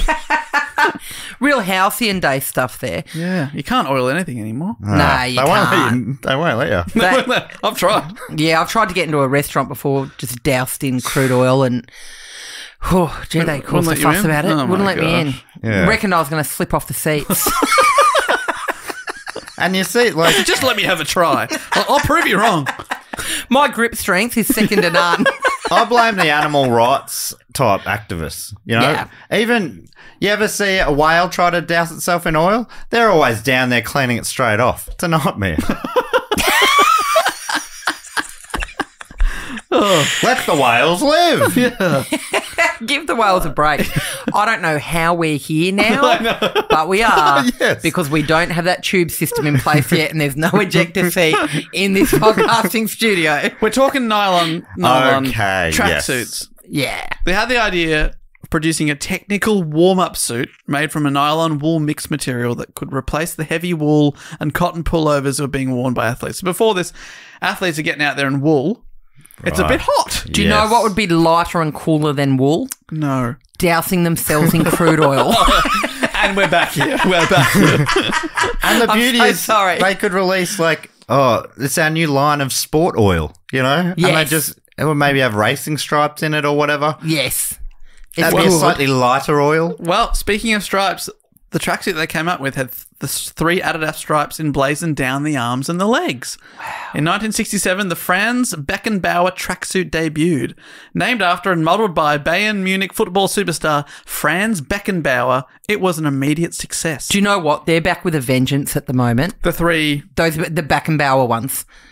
They're like all the rage again. It's amazing, isn't it? Yeah, and they're All these years later. amazing. They're so sick, those tracksuits. Is that the Alexei Toliopoulos style? You know, he has a few that he gets around in. He's got a couple of matching sets, absolutely. I think Previous guest? I think that you're talking about the same ones here. Beckenbauer? Yeah, I think that's the Beckenbauer. I actually didn't know that was the name of it. You know, I No, always I knew didn't them know as the that. Adidas 3 striped tracksuits. But Well, no, there is just a generic one, and then the Beckenbauer's a specific kind gotcha. of it. So it's like it's a subgenre of the regular. Because I've got a few like Alexis, but they're not Beckenbauers. Right, gotcha. But they're also got 3 stripes. They're also sick. They've just got a different name. Yeah. Yeah, they're like part of a different range. What a great episode to have Kirsty in on, Dave. Did you have any idea that she was a big Adidas? A big Adidas Fan? fan, absolutely. Yeah, I'm a huge Adidas fan. From the Adidas dynasty. Yeah, I am. Yeah, but I am. You're not wearing Adidas now, are you? Would you know? Really weirdly, I'm actually not. Actually, I've got an Adidas T-shirt on. You're kidding me. No, I'm getting it out for the boys. Oh, yes! Yeah, I've got an Adidas T. Yeah, That logo is great as well. The sort of yeah. like The trefoil logo That's is coming my up. favourite one. It's Yes. coming up here in the 70s. But I actually get bagged out by other comics a lot. People always go to me, "Oh, are you sponsored by Adidas Weebeck?" Because I very frequently have Adidas clothes on, and I always have Adidas shoes on stage. Right. Yeah, It's a bit of a luck thing, or just that's just what you wear. I just really like the clothes. Comfy, So I've got loads look of good. them. That I've got loads three- of track jackets. Like I just love them. My favorite hoodie when I was a kid. My uncle used to work at a printing factory, and so they had one time I was there, and he's like, "Oh, here's some ones that didn't quite work." And one of them was like this black hoodie, and it had that symbol big on the middle with sort of like just like this mixed pattern throughout it, which I guess Cool. was wrong, but it looked sick. I thought, Yeah. and I wore that until it fell apart. I reckon I wore it Yeah. for like 5 years. Which, you know, when you're 6 to 11, it's a big growth period. yeah. It was midriff by the time you had Such a great hoodie. I love their stuff. Man, this is episode. I know when we've done like KFC and McDonald's episodes in the past, people message later going, "You really got me thinking about it." And I was driving home and I had to get a KFC meal. This one, people are going to be like, I was driving home, but I thought, I'm going to detour via Moorabbin. I was actually on the way to Albury Wodonga, but I went via Puma. To get Puma. I've got Nike. I've got Adidas socks on too, by the way. Oh, this is incredible. Adidas soon started to produce tracksuits specifically designed for women. The Heidi Rosendahl was named after one of Germany's track and field stars of the Munich 1972 games, which was the same games that the Adidas Trefoil logo that Kirsty is wearing right now Currently debuted. sporting. So last year, 50 years of the Trefoil logo. That's my favourite one. So who came up with that, and did they take a deal? 1 cent per item? Or anything like that? That person hasn't been named, which makes me think that they did not get a good deal. Yeah, they were probably just on the... Yeah, they're just someone who got paid for a day's work, probably something like that. Yep. You'll never believe it, but Puma also debuted their own tracksuit in 1968, only 1 year after Adidas, seeing how successful it was, called the T7. They're also still sold to this day. You can get a Puma T7 tracksuit. What's their... So they don't have the 3 stripes. What do they do? Do they just have the Pumas down the sleeve? They have a solid stripe down the sleeve, sort of breaking up. Like if you wear a black track jacket, you'll have a big white stripe down the sleeve that's solid. Puma T7, yeah. Yeah, Puma T7. I'm having a quick peek here. Yeah. You know what I'm talking about? You still see football players and stuff wearing those. Yeah, they're pretty cool. Yeah, they're great. Yeah, would you wear that, or are you Adidas for life? No, look, I don't have any opposition to those, and I'm looking at some now, and there's some pretty sick designs on here. What was the name of the Adidas guy? The Adidas style of suit? Franz Beckenbauer. Franz Beckenbauer. They're pretty cool. The Puma ones are pretty cool. I'm pretty married to Adidas though. I think I've got 5 Adidas track jackets. Wow. And I've got probably 5 or 6 like windbreakers. Like, because I'm always like, I love going for big walks, and I live down by the beach, so I've got this unhealthy obsession with buying windbreakers that needs to stop. Just in case my partner's listening, I want her to know that I'm acknowledging that it needs to stop. I have a problem, okay? That's the first step. I've acknowledged it, and now I'm going to buy another one. I've been acknowledging it for years, and I'll continue to acknowledge it. So I'm on the right path. Absolutely. But these Puma ones are cool. But yeah, I'm pretty married to Adidas. Yeah, that's fair enough. Yeah, thanks. Yeah, I get it. I appreciate that. You find something you know and love. Get into it. Totally. Once you get Dave's tick of approval, you're good to go. Yeah. Well, I'm just going to order a couple more wind cheaters and just let my partner know that I got the DW stamp of approval. It gets so windy down there. It gets so windy down there, mate. And also on the beach. Got him. What does that mean? Oh, nothing. Late in the episode to get horny. Yeah, come on. I'll tell you what, this was a rough episode to make horny. I've got to be honest.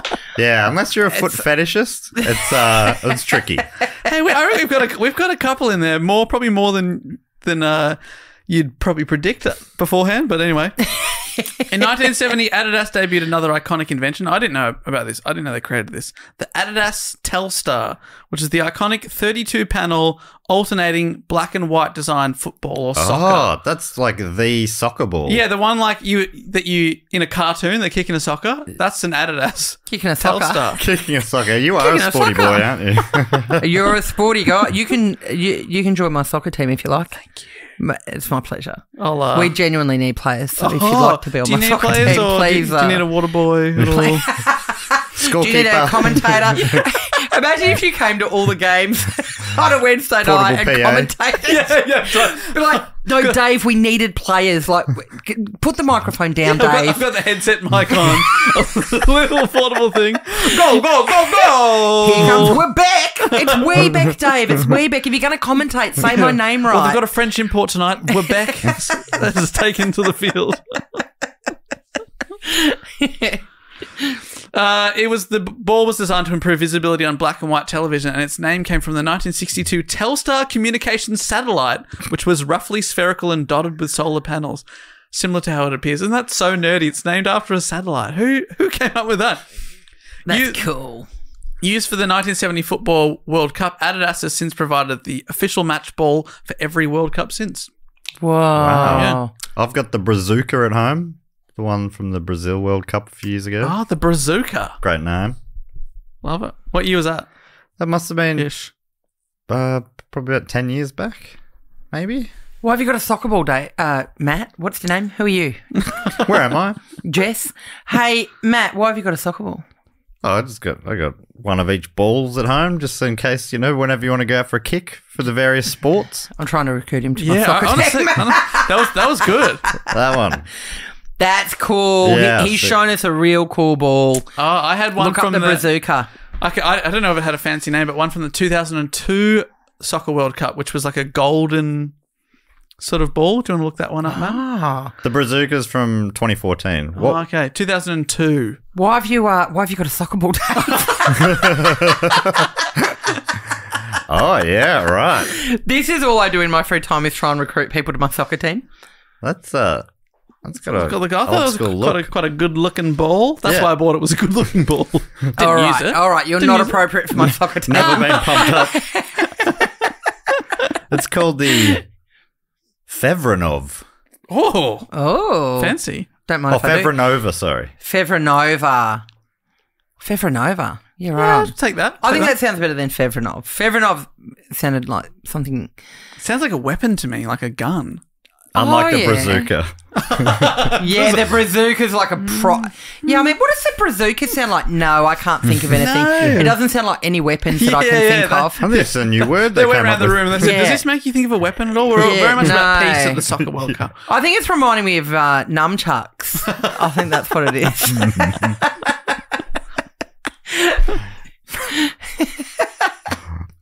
1970 was another pivotal year in the rivalry between the two brothers' companies. Before this era, there'd been a few sponsorships with individual athletes, but in the early days, it'd been a bit murky because the Olympics, everyone's supposed to be an amateur back in the day. But by the 70s, deals had started to take off with both athletes and shoe companies knowing that the advertisements on athletes was a great way to market their products.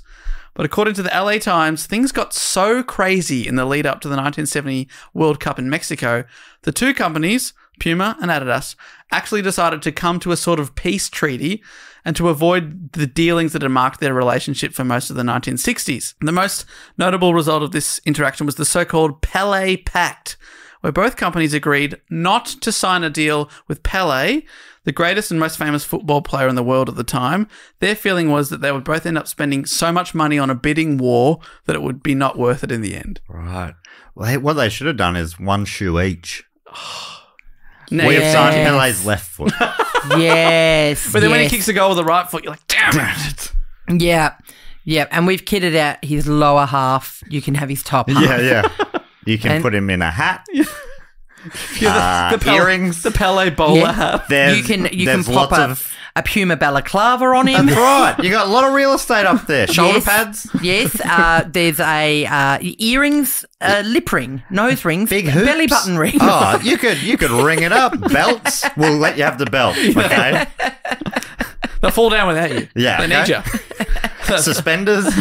A bracelet. The Adidas cape. Beautiful. You the got famous lots of Adidas options up cape. there. All right. Capes are great as well when you're competing athletically. Yeah, absolutely. Yeah. Like one of the- speed you up. One of the most convenient things to tow around. 1970 was the last World Cup Pele played in. He'd already won the title twice with his home country of Brazil. And again, they made it to the final against Italy in a hotly anticipated clash. And Pele was the most famous footballer on earth, and he didn't know about the Pele Pact, and he was surprised that unlike many of his teammates that weren't as famous as him, he didn't have a deal with Puma or Adidas. So there's other Joe Schmoes on his team that are sponsored, but he's like, I'm Pele, where's my fucking deal? Yeah. But they just weren't approaching him because they had this deal. But Hans Henningsen was Puma's representative who had signed a lot of other Brazilian players, and he was sent to the World Cup and became friendly with Pele, friendly enough to one day offer him a deal. Oh, that sounds like a dog act. The only problem is Hans Henningsen didn't have permission from Puma to make the deal. Oh, no. But he was like, I'm going to make the deal anyway. I'll make him an offer. He offered Pele 25 grand for the 1970 World Cup and 100,000 for the next 4 years, plus a cut of the sales of Pele brand sneakers. So this is quite big money back then. Pele accepted, and then Henningsen took it back to Rudolf Dassler, the boss at Puma, and the deal was so good he couldn't help but accept it, and he broke the pact. Oh, that no. sounds like a likely story. Yeah, I didn't know anything about it until he brought it to me. Yeah, wow. I'll tell you what, the execs at Webeckler would never do that. You'd never do that. You'd never dog the would others. never. Nah. You're people of your word. Yeah. Absolutely. Down in South in Webeckler. Yes, we have great integrity at our shoe factory. Sorry, Kirsty, I know you told us not to, but I have signed Pele. If you agree, 10 grand, and he was all in. Oh my God. Oh, that's a fucking good deal. That is a good deal. Oh my God. But I know you're a company of your word. I just wanted to check with you before. He's on the phone now. Okay. It's a yay or nay scenario. All right, let's say yay, but can we delete everything I just said? We'll say yay, but we need no record. Okay, fair enough. Don't worry. It was a deep fake. That's all a deep fake. me saying I never would have signed Pele was a deep fake. I was it always wasn't going to me. sign him. Yeah, I think that might annoy Addy. Absolutely. And Adidas and Addy only found out about the pact being broken when during the final, Pele was paid what is rumoured to be the equivalent of $1 million extra in today's money to ask the referee for time to tie his shoelaces before the kickoff. He said, "Sorry, can I just tie my shoelaces?" And he just bends down, does them both. The cameraman was also paid to pan down and show Pele tying his Pumas. Oh, gee, this is all so subtle. Oh, my shoelaces have come undone, which they never do because I wear Pumas. Smiles at the camera. Yeah, I wear disc shoes.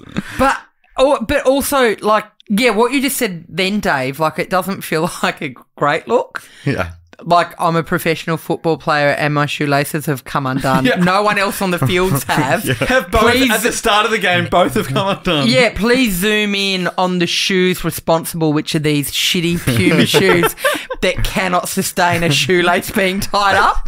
Like, it's not very good. He's like, hey, at the start of the game, my shoe has fallen apart. Here's $5,000 for the camera person to pan down. This would be such a really good ad for if they pan down to show that my Puma shoe has spontaneously combusted. And the kids at home are like, I want my shoe to spontaneously combust. Mum, I want Pumas.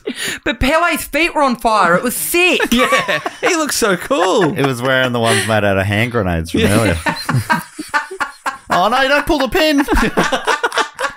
Yeah, Pele, what we need to do is ask for some time to pull the pin just before kickoff. It's going to blow your legs up. You're okay with This would be the biggest news story in the world. Pele's shoes explode his legs. But think of all the cash, Pele. Huge cash. And this is your last World Cup. Yeah. Yeah. You don't need those legs. Yeah, early What are we retirement. going to do with them after playing anyway? Well, What a golden handshake. Here's a bunch of cash for blowing up your legs. I mean, if the price is right, the price is right. Brazil won the tournament 4-1. Pele scored, well, he won the match 4-1, winning the tournament. Pele scored the first goal and was crowned player of the tournament in his third World Cup title, making him the only person to ever win 3, all whilst wearing Puma King boots. There you go. so Not to be confused with Tiger King. Oh, they're different boots. Yeah, very different. Those ones are in prison.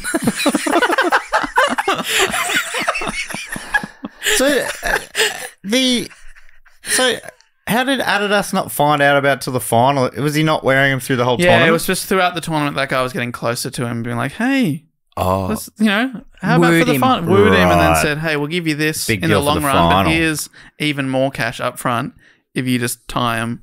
quite a lot more. You said $1 million? It's the equivalent of Oh, $1 million. okay, I yeah. can't remember the figure. It's like 50,000 or something, Right, 100,000, something like that. I love how you're like, oh, just that. Like, it's Just like the you're not 50. happy with it being the equivalent of $1 million. But Oh, like, just the You're like, equivalent of oh, $1 $1 million. million Like, then oh. or $1 million now? Because Yeah. I would not get out of bed for $1 million now. Now. But I would for $1 million then. $1 million You then? know what I mean? yeah. Yeah. Oh, now we're talking. And some sort of a Now getting out of bed. term deposit back then that I can get out now? Then I'm in. Tell me more. So Puma took that step ahead. They were like, we've got the biggest football player in the world. But Adidas still sponsors some heavy hitters at the time. Bob Beamon set the long jump world record wearing Adidas. Rocket Rod Laver, our very own, won Grand Slams wearing Adidas. And when high jumper Dick Fosbury debuted the now iconic Fosbury flop style of high jump, Adidas supplied him with shoes that supported the requirements for his innovative flop. Yes. Sick. Just like how running feels faster when you're flapping, jumping feels faster when you're flopping. I am so disappointed that they've called it the Fosbury flop and not the Dick flop. Like, that is so disappointing. It's a missed opportunity. It is, Come on. yeah. It should absolutely Like in be a primary dick school, flop. they teach everyone, all right, well, you know, there's this way. This is what they used to do for the high jump. But everyone now, the world record holders, they all do the Dick flop. Okay, enough chuckling, kids. Come on. It's very serious. You're 14 now, Dick everyone. flop was an innovative move, okay? It's not funny. Pop You're down, too old please. to be laughing at that. But I'm glad that they called it the Fosbury flop because it comes up in my household very frequently. The Fosbury flop. Yeah, the Fosbury flop. Yeah, I'd actually never heard of it until I got with my current partner. A high jumper. And probably future partner as well. When I say current partner, it makes it sound like I'm dumping her tomorrow. I know. Current, but it'll be a different one tomorrow. Yeah, exactly. But You wanna right now, future-proof At yourself. time of recording. at the time of recording, if you see me with someone different after this episode's you been can't- released, she was only my current partner at the time of You recording. can't say, okay? gotcha. No, And you say, no, nah, you don't. I've moved on. You got I've moved nothing. on. You got nothing, mate. You Listen to got the nothing. tape. I said current. Current. It was a deep fake. She always accuses me of doing the Fosbury flop into bed. Oh. It's really funny. It's a very funny bit. Like the whole time we've been together, nearly 6 years at the time of recording. It's over now though. Whenever you're listening, it's over. Probably an argument over the Fosbury flop. But like often she'll be asleep and I'll just say I get up in the middle of the night to go to the bathroom and she'll be half awake when I come back in. I'll just get into bed in an orderly fashion and she'll be like, oh. And I'm like, what? And she goes, why do you have to Fosbury flop into the bed? That's great. You Fosbury flopped into bed. She says it about 3 times a week, which maybe is reflective of my methods for getting into bed. Yeah, I imagine you're working on it though. Thanks, Matt. I've really taken the feedback on board. Better to be accused of the Fosbury flop in bed than the Foster's flop. Is it? You heard of that? The Foster's The flop. Foster's flop's very funny. The Foster's flop, no. Having had too many beers, Oh, right. you can't quite get up over the bar. You can't stand to attention. It said like a very straight woman there. It must be it must be a really old phrase though. Because when was the last time you'd seen someone drinking Foster's? Yeah, exactly. Doesn't like really now exist. to be, what would it be like? Bent Spoke Brewing Company flop.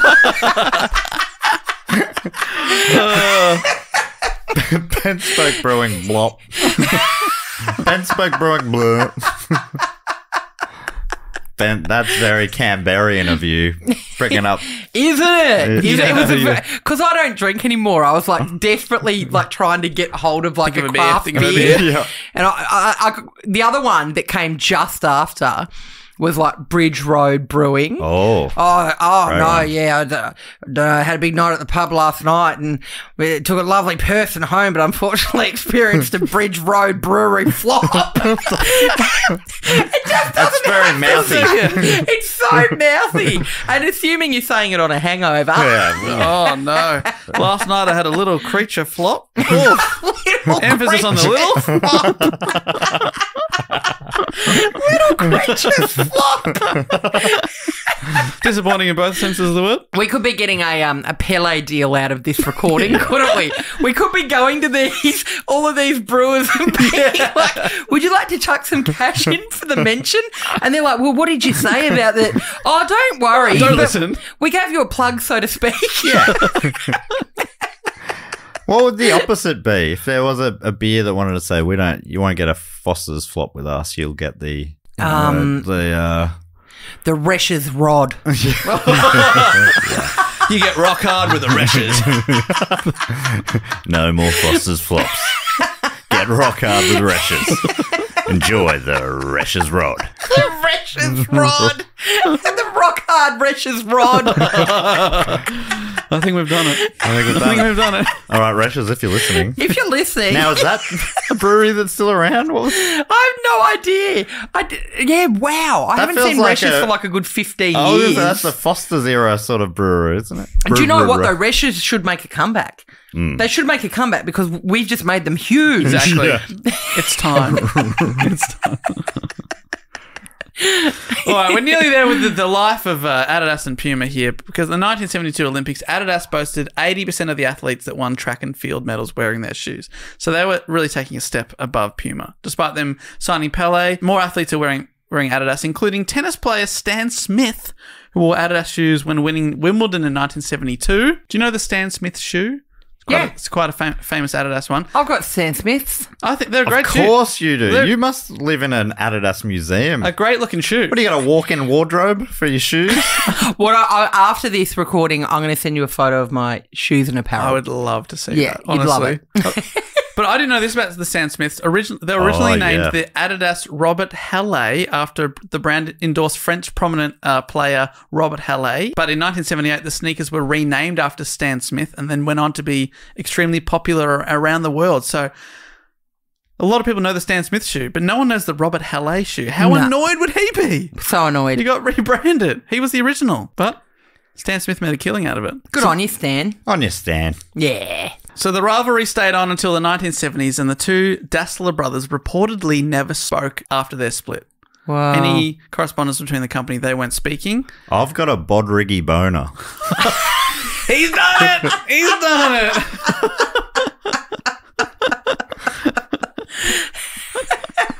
We love the good people at Bodriggy, and I think they usually love a mention, but in this case, do you think they like this?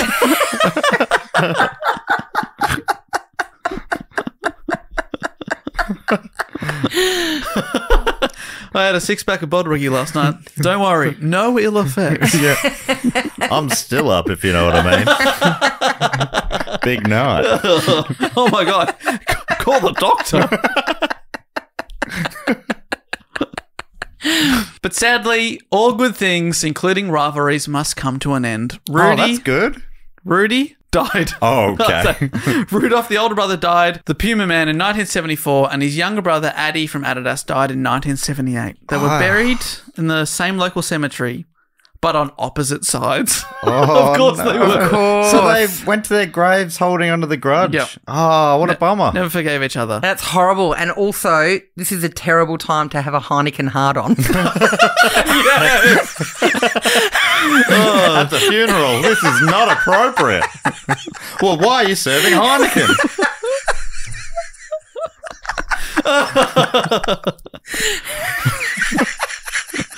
That is incredible. For Adidas, Addy's wife, Catherine, with support from her son Horst, took over. At the time, Adidas was producing 280,000 shoes per day. In 1986, Adidas got unexpected marketing that they didn't even pay for when hip-hop pioneers Run DMC released their Hey. single, My Adidas, Oh, you're right. about wearing Adidas. Adidas itself only found out about this love that Run DMC had for them when the band held up the three-stripe shoe during a concert in front of 40,000 fans. And apparently the shoes were quite big in the hip-hop community. And they said, if you're wearing Adidas, hold up your shoe. And like half the crowd are like holding their shoe in the air. And one of the concert goers was an Adidas employee. And he was like, holy shit. So Adidas quickly partnered with Run DMC, making them the very first music group to ever have a partnership with a major athletic brand. And it sort of just came about naturally, though. They really liked the style. And Korn were obviously listening, going, I want to get in on this. Yeah. Do you know the story about I Korn? dream about sex. I know the song, I don't know the story. So, this is slightly out of order, but Korn, I was reading about them. They had that song "All Day I Dream About Sex" about Adidas, and they would all wear, especially Jonathan Davis, the singer, would wear the Adidas tracksuit, the one we're talking about, the Franz Beckenbauer. And then apparently they approached Adidas and said, "Hey, do you want to sponsor us?" And they wrote back to him saying, "No, we only sponsor sports people, not musicians," even though they've done this in the 80s. Wow. And you know who else was listening? Puma. So Puma offered Korn a deal and signed them. Oh, And they started wow. wearing Puma tracksuits because Wow. There you Puma gave go. them like $1 million deal. Isn't that's funny? Yeah, so they got involved. It's just so funny. Whoa, but it was way harder to sing the All Day I Dream About Sex song and put it under PUMA. All day I poo my pants out. All day I poo my pants. All day I poo my pants. Matt, that was actually really great. I started rocking out. That was actually really great.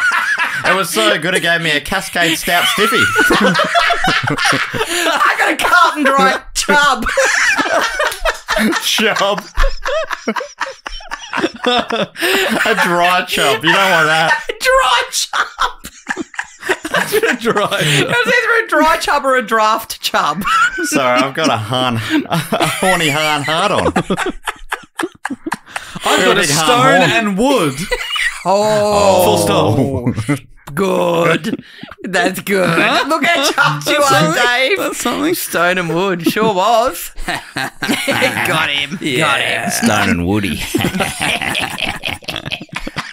We brought the horn back home strong. that's We've right. done pretty Yeah. well. Come home with the horn. We've done pretty well. We went out, as if it's sailing parlance, we went out pretty low horn, pretty dry. But once we passed the horn, we Yeah. were coming back with a wet sail. Yeah. That was a wet return. Once we leaned into our Erdinger erections, it was on for young and old. I couldn't think of an erection one. Oh, that's great. What, an Eve here? Doesn't exist. Erdinger. You got the ER as well. Yeah, It's that's so great. good. That's why you're the so best. good. I'm, That's why you're the king of erection puns. I sure am. I'm looking forward to taking out the horniest episode award again. Yes, here we go. Here we go. So Adidas did well for a while with Horst at the helm, but by the late 1980s, the market had become saturated. More sports companies had come out, copy them a bit, and with the unexpected death of Horst, as well as the company failing to jump on the increasing popularity of amateur running and failing to capitalize on that trend, Adidas found itself in a hole and was going to lose tens of millions of dollars. It was looking real bad for them. Addy and Kath's 4 daughters, now the owners, decided to sell Adidas. Things didn't get better until 1993 when the company was again sold, this time to French businessman Robert Louis Dreyfus, Julia Louis Dreyfus's second cousin. Ooh. Bought Adidas. He became... Really? Yeah, because her dad's also a billionaire. So she comes from a lot of a wealthy family. He became chairman in 1993 and listed the company on the stock market in 1995. And from there, Adidas rose from the ashes and became the hugely successful company we all know and love, especially Kirsty Weebeck loves Especially me. today. Especially. Is it possible that you saved Adidas in the mid-90s? Yeah. Congratulations. I mean, possible Oh, or but probable? you were more of a Puma girl back then. No. No, that was 7 and 8, but from necessity. Yeah, Yeah, mid. Yeah. Year 7 and 8. Yep, and that was exactly. Okay, and then... And then once I got myself a part-time job, Adidas took over. All day. All day. All day, I dream about success. Is my motto. Nice. Yeah, Well, all day I do success. I did. Yeah, you keep dreaming about success over there. You're doing But success. I actually get up at 4 a.m. and I success from 4 a.m. all the way up till midday. From 4 a.m. when you take that first sip of your own urine. Then I have a golden shower under my own stream.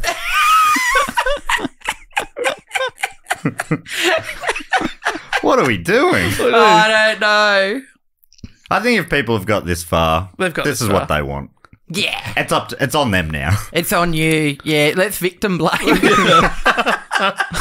Victims. We don't have listeners. We got have victims. Victims of bad comedy. Sitting out there listening to them through their little AirPods with their Hogarden hard-ons. If you want to join the support group, patreon.com/DoGoOnPod. The support group. We don't have listeners, they're victims. What about with Budweiser, I remain a Bud Riser. Okay, yes. Oh, I like how dignified yours are, Dave. Yours make more sense. Ours are just Yeah. like cheap alliteration. Yours, Yeah, I've got Yours a got a bit- Budweiser boner. And you're like, how do you do? Top of the morning, I'm having a tipple right now. It's a pot. It's a pot of Hogarth. But isn't this what people find sexy? Oh, yes. Dave, you've made this episode too horny. The last episode that we did was when you were away. that's right. And Matt and I kept it tastefully horny. Sorry. But you've actually made this one like a bit trashy, if I'm honest. I'm picturing Dave's talking about his hard-ons are wearing top hats and Yeah. black tie. Who told you? Yeah, with a cane. They're holding a cane. There. Here's Twirling how ones your are giving you cane. the old razzle-dazzle. Da, da, da, da. Jazz hands. Opening the car door for you. Milady. Charmed. Charmed, I'm sure. All right, back to Puma. They also stayed in the family until 1989 when Rudolph's sons Armin and Gerd, God, these German names are incredible, Gerd Dassler, sold their 72% stake in Puma to Swiss business Kosa Lieberman SA. And they are also now a public company if you want to get shares in Adidas or Puma. In 2020, Adidas boasted worldwide sales of $22.4 billion. It is the number one athletic shoe and sportswear company in Europe and the second largest in the world after Nike. Puma, meanwhile, with $5.9 billion in total revenue during 2020, makes it the third largest. Incredible that they were founded by these two rival brothers and that they're still the second and third largest in the world. And despite their global success, both brands are still headquartered in Herzogenaurach in Germany. So a town of 23,000 people has these incredible multi-billion-dollar companies with tens of thousands of employees worldwide based in their town. You know how in a recent episode we were talking about the dream of doing an Iceland show? I had a look at the country listener stats yesterday. Germany's outside of the I think Germany's 7th after US, Australia, UK, Canada, New Zealand and Ireland. They're the top 6, and they have been since the last time I looked. But Germany's the next one down. So that'd be the top country where English isn't the official language. Incredible. Berlin, I reckon we could do a Berlin show. I feel incredibly embarrassed now. I've been saying it's going to look so wrong. I'm sorry, please. I'm sorry. Can Especially I a come Vornecki. to the Berlin show? Yeah, you can. But not as a Please. punter. Oh, then no. What do you want? Do you want to do sound tech or what are you thinking? Yeah. Do you want to do the door? Yeah, I could deliver the drinks, I guess. Yeah, well, as a Weebeck, I think, it'd be good to get to your homeland. Oh, my You haven't gosh. been there for, what, 60 years? Wow. 60, 70-ish years? Yeah, some something like that? controversy Wow. just before you left, I believe. But Wow. I miss the good old days when this episode got horny. Not contentious. No. What about, just to finish up, how about the rivalry today? Well, the mayor of the town, who has an incredible name, German Hacker. His first That name can't German, be- that can't surname be right. Hacker. Best name I've ever heard. He sometimes wears both brands to remain diplomatic, despite admittedly growing up in a Puma family. Although at a charity football match, he wore one of each brand's shoes to make sure he wasn't playing favourites. That's he did so the classic good. ballet. I love And that. I love that. I love that. I'm going to start doing that as well, out of respect to the brands. To the brothers. To the brothers, yeah. One for each brother. Because I don't have loyalty to either of them, other than the fact Adidas stuff looks better than Puma stuff. Yeah. Your loyalty is to how good it looks. Yeah, my loyalty is to whichever one's not shit. Yeah. Unfortunately, that's Does Adidas still tend to be a bit more expensive? I reckon, yeah. Yeah. Is that the most expensive of those sort of normal sports brands? I don't know. I haven't really compared them too much. Like Nike's comparable, I reckon. That's all. Yeah, no, I feel like It sounded like I had some follow-up for things to most say. of those sports brands, it's like you can, if you want to, spend $600 on a pair of shoes, but most of them do have like, the $100 pair Right. that are probably fine. Probably fine. Probably fine if you're not an athlete, which I'm not. They're not going to be as bad as a cob loaf on your feet. Exactly. I'm starting off a low base here. What I grew up with. Yeah, I mean, I used to do track and field when I was in, year 7, 8, and 9 in a couple of baguettes. You have long feet, don't you? Really long feet. I'd wear them like skis. Because Mum got me some baguettes in year 7 and said, don't worry, you'll grow into them. What, you can just grow out of these ones next month? We're going to get 3 years out of these? Very narrow feet, Kirsty I'm like, Weebeck has. Mum, I'll never win the 200 metres with these baguettes strapped But you to my might win feet. the cross-country biathlon. The cross-country skiing. The shooting and skiing event at the Winter Olympics. And she was right, I did. Yeah. Crossed the finish line with some soggy yeast sticks stuck to my feet. Anyway, whatever. My mouth has failed me now, and it's probably best. No. In 2009, there was finally a bit of thawing between the two companies when they faced off in a friendly inter-company soccer game in support of the peace initiative Peace Day. I was trying to work out which company won because I thought it'd be funny if one. And the only thing I could find was YouTube user at RossManson9552 commented on some footage that a news company shot. He wrote, "It ended 7-5, but the teams were not split into Adidas and Puma, with both sides made up of staff from both companies." So that's It's a pretty beautiful clever. gesture. So both Puma and Adidas won. Who kicked and the lost. goals? Wow. Yeah, Yeah. name and shame. Who got the goals? Yeah, and urine tests, please. Yeah, we want to know. Did this Puma cheat? They would have. They would have, definitely. Look at them doing their dodgy Pele deals. That was the most disappointing thing for me in this whole episode. Did Yeah. that put you off Puma? I'm Yeah. still upset about it. And also when one of them called the Ally plane dirty bastards. Yeah. That's your cover story? Calling the good guys dirty bastards? Totally. Oh, the ones who are trying to defeat the Nazis. The literal Nazis. But you're just Nazi adjacent, aren't you? Yeah. Oh, there it is. That's the story of the Dassler brothers feud. Adidas versus Puma. What a tale. And well told. It was very well told, Dave. You There did a it really is. good job. Thank you. You did a good job. We had highs, we had lows, we had hard-ons. We had white-ons. Speak for yourself. I'm a lady. My lady! I'm having a tipple! Before we get into the Patreon read, Kirsty, you're going to head out. But before you go, where can people find your new pod? And are you doing any live shows coming up? Yes, I've got lots of live shows coming up. I am going to be in Brisbane and Cairns in Australia. That is on the horizon. I'm going to be doing lots of works in progress. Also, in Melbourne, I've got 2 more of my Big Animal Quiz live shows coming up. I do those with Ivana Ristigeta, and their comedy panel shows all about animals. They're look very so silly fun. and Fantastic. fun. Yeah, thank you. So I've got those coming up. I'm going to be touring a new show in 2024. I'm all over social media at Kirsty Weebeck, kirstyweebeck.com, as well as my website. I've got merch now and Great pins. great pins. And Thanks, mate. apart from those legs, also you're selling merch. Got me. They are good legs, so thank you. Yeah, I do. I've got some cute little pins and t-shirts out and about at I've the got moment. my Kirsty Weebeck official t-shirt. You do as well, you little Love it. ripper. You were one of the first people that purchased one, so thanks, Dave, you little angel. I love it. It's a great quality shirt too. I need to actually talk to you about who printed those because they're really good. I can They see are. They're some, good, aren't they? Really good.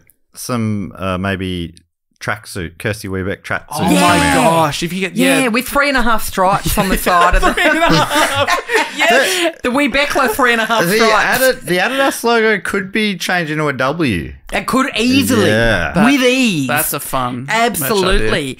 And finally, yes, my new podcast is called You'll Never Believe This, but it's with the wonderful Cal Wilson. It's a comedy podcast all about unbelievable stories. You can find it literally wherever you get your podcasts And if from. you don't know Cal, she's a great person because she goes for the Saints in the AFL. So. Does she? I didn't even know she was involved in the AFL in any way. Yeah. This is news to me. Well, Okay. Oh, I'm taking your word for it, but good on Why her. would I lie about that? You wouldn't. You'd never. You'd never. never Cal would. is a legend, though. But yeah, you'll never believe this. But gotta it's check a it really out. fun time. You gotta Please check it out anywhere that you get pods. Also, if you do check it out, you have such great listeners. I cannot appeal hard enough for this. If you check it out and you enjoy it, please leave us a review. We have so many beautiful listeners who are sending us DMs on like Instagram and stuff, telling us how much they like it, and we're like, please write it on Apple Podcasts. It'll be so helpful. Just copy and paste this, please. Yeah, please. But anyway, have a listen. Hope you enjoy it. And thank you, Legends, for having me on your podcast Kirsty, again. you're the best. And I've got to say, this is probably in the running for one of the horniest episodes we've done this year. Thank you. Got to get that photo of all your gear first to post on the socials too. Will, promise. Cheers, Kirsty. Thanks again. All right, we've waved goodbye to Kirsty. I'm still waving.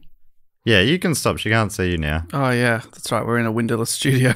But that brings us to everyone's favourite section of the show, the Patreon section, the section where we get to thank some of our fantastic supporters. These are the people who keep the show going. They keep the lights on. They keep the mics on. Oh, they do. Yeah. We get one of them in each week. There's an intern to hit record, to turn the mics on, and we thank them. Well, there's one in the corner as well who's always peddling. Yeah. With the lights on. Thank you, Addy. Just a And coincidence. just a coincidence that this week they're named Addy. But yeah, you can support the show in many different ways. One of them is by going to patreon.com/dogoonpod. There's a bunch of different levels you can go to. There's levels where you get bonus episodes. There's levels with shout outs. Any level you get access to the nicest corner of the internet, aka our Facebook Patreon group. And you're wearing a t-shirt right now, Matt, of The Shags, previous report topic that you got via the Patreon t-shirt swap. Yes, shout out to Kate who sent me a triptych of teas. They're all very cool. Very, very cool. One of them's an Arsenal Football Club shirt, so I'm not fully sure if Oh, right. you know If you're allowed to wear if that. I'm allowed to. I'm not sure Oh, okay. because it's not technically my team, but it's a good shirt. So It's a good shirt, I'm in a right. tight spot. That's tricky. Do you reckon it'll fit me? Because I don't have a Premier League team. Maybe Arsenal could You be could my be a team. gunner. Yeah, I'm the Gunners. Yeah, all right. No, it's my shirt. Bad luck. You get involved in the swap. Fine. I think if I picked one, it would be the Wolverhampton Wanderers. I love when people say, go Wolves. Like Go that. Wolves. Yeah, Like that's that. fun. I like that. How they say wolves wrong. Yeah, just enjoy that. Yeah, I'll enjoy it too, now that I know it's a thing. And yeah, so... I hope it is a thing. If I made that up. Have no, I made that that up? sounds right. Is that the Birmingham team, maybe? No, that's Aston Villa. Doesn't matter. They're over in Wolverhampton. Oh, that makes sense. Is it in the West Midlands? The West Midlands. Anyway, one of the first things we get onto here, and I should say, if you want to support the show without joining the Patreon, tell a friend. That's a great way of doing it. Maybe tell them an episode you really enjoyed or one that you think they would really enjoy. Warn them that we are tedious for a while until they get used to us. That's feedback we've had in the past. Thank you. Geez, it was tough the first couple of listens, but I'm glad I stuck with you. You Yeah. grew on me in the end. And yeah, you can also give us a 5-star review if you want to. You can give us any number of stars in a review, but a 5-star would be preferable if you definitely. were wondering which one we'd prefer. But the first thing we do here in the Patreon section is a section we call the Fact, Quote, or Question section, which I think actually has a jingle. Goes something like this. Fact, quote, or question. Bong. He always remembers the bong. And he always remembers the dong. Hey. Jeez, we're They're wheels are not meant to falling know off with that. They're not Jess. meant to know that. The first one this week comes from Rachel Johnson. Now, people on the Sydney Scheinberg level or above can be involved in this one from the Patreon, and they get to give us a fact, quote, or question, or brag or suggestion, or really whatever they like. They also get to give themselves a title. First up, Rachel Johnson, aka Ham Sandwich. That's probably my favourite one. And Rachel Ham Sandwich Johnson writes with a question. When you were young, did you have any imaginary friends or imaginary pets? Right. I don't know if... Looking back, no, we always had a dog. Like, you know, the family had dogs before I was born, so I didn't have any extra pets. And imaginary friends. Not that I can. Nothing's coming to mind. I don't have the classic, like someone you Drop name. Dead Fred. Yeah. Well, I can think of... I used to draw an alien guy. Oh, cool. What was his name or their name? I don't know if they had a name, but I could still draw him now. Oh, right. You know. I still can picture it in my head. And do you think it's a Matt Stewart original or have you copied something? I think it's an original, That's awesome. but I'd love to see it. yeah, I'm sure he had a name at the time. I just can't remember. I always drew skulls on everything. Oh yeah, Loved skulls, and I copied the one from the Offspring album cover on Ixnay on the Hombre. oh yeah. Gone Away, that one. Yeah, one of my favourite songs. I Choose, great track. Yeah, that's Intermission. that's really the summer and the winter of the Offspring, isn't it? Gone Away, middle of winter. Everyone's a bit sad. Yep. I Choose. Oh, sun's out. Oh, here we go. Want to hit the beach? But yeah, that was my obsession for drawing things. But I never had like a character there. But the alien's really intriguing. Anyway, Rachel answers her own question, which I always encourage people to do, writing, I had 2 invisible pet rabbits, Thumper Ting and her little brother Martin. I love it. They like to run along beside the car on long trips. Brackets. Really, they liked it. Close bracket. Bit defensive there, Rachel, Yeah. but that's fun. Jeez, kids these days wouldn't have an imagination like that, would they?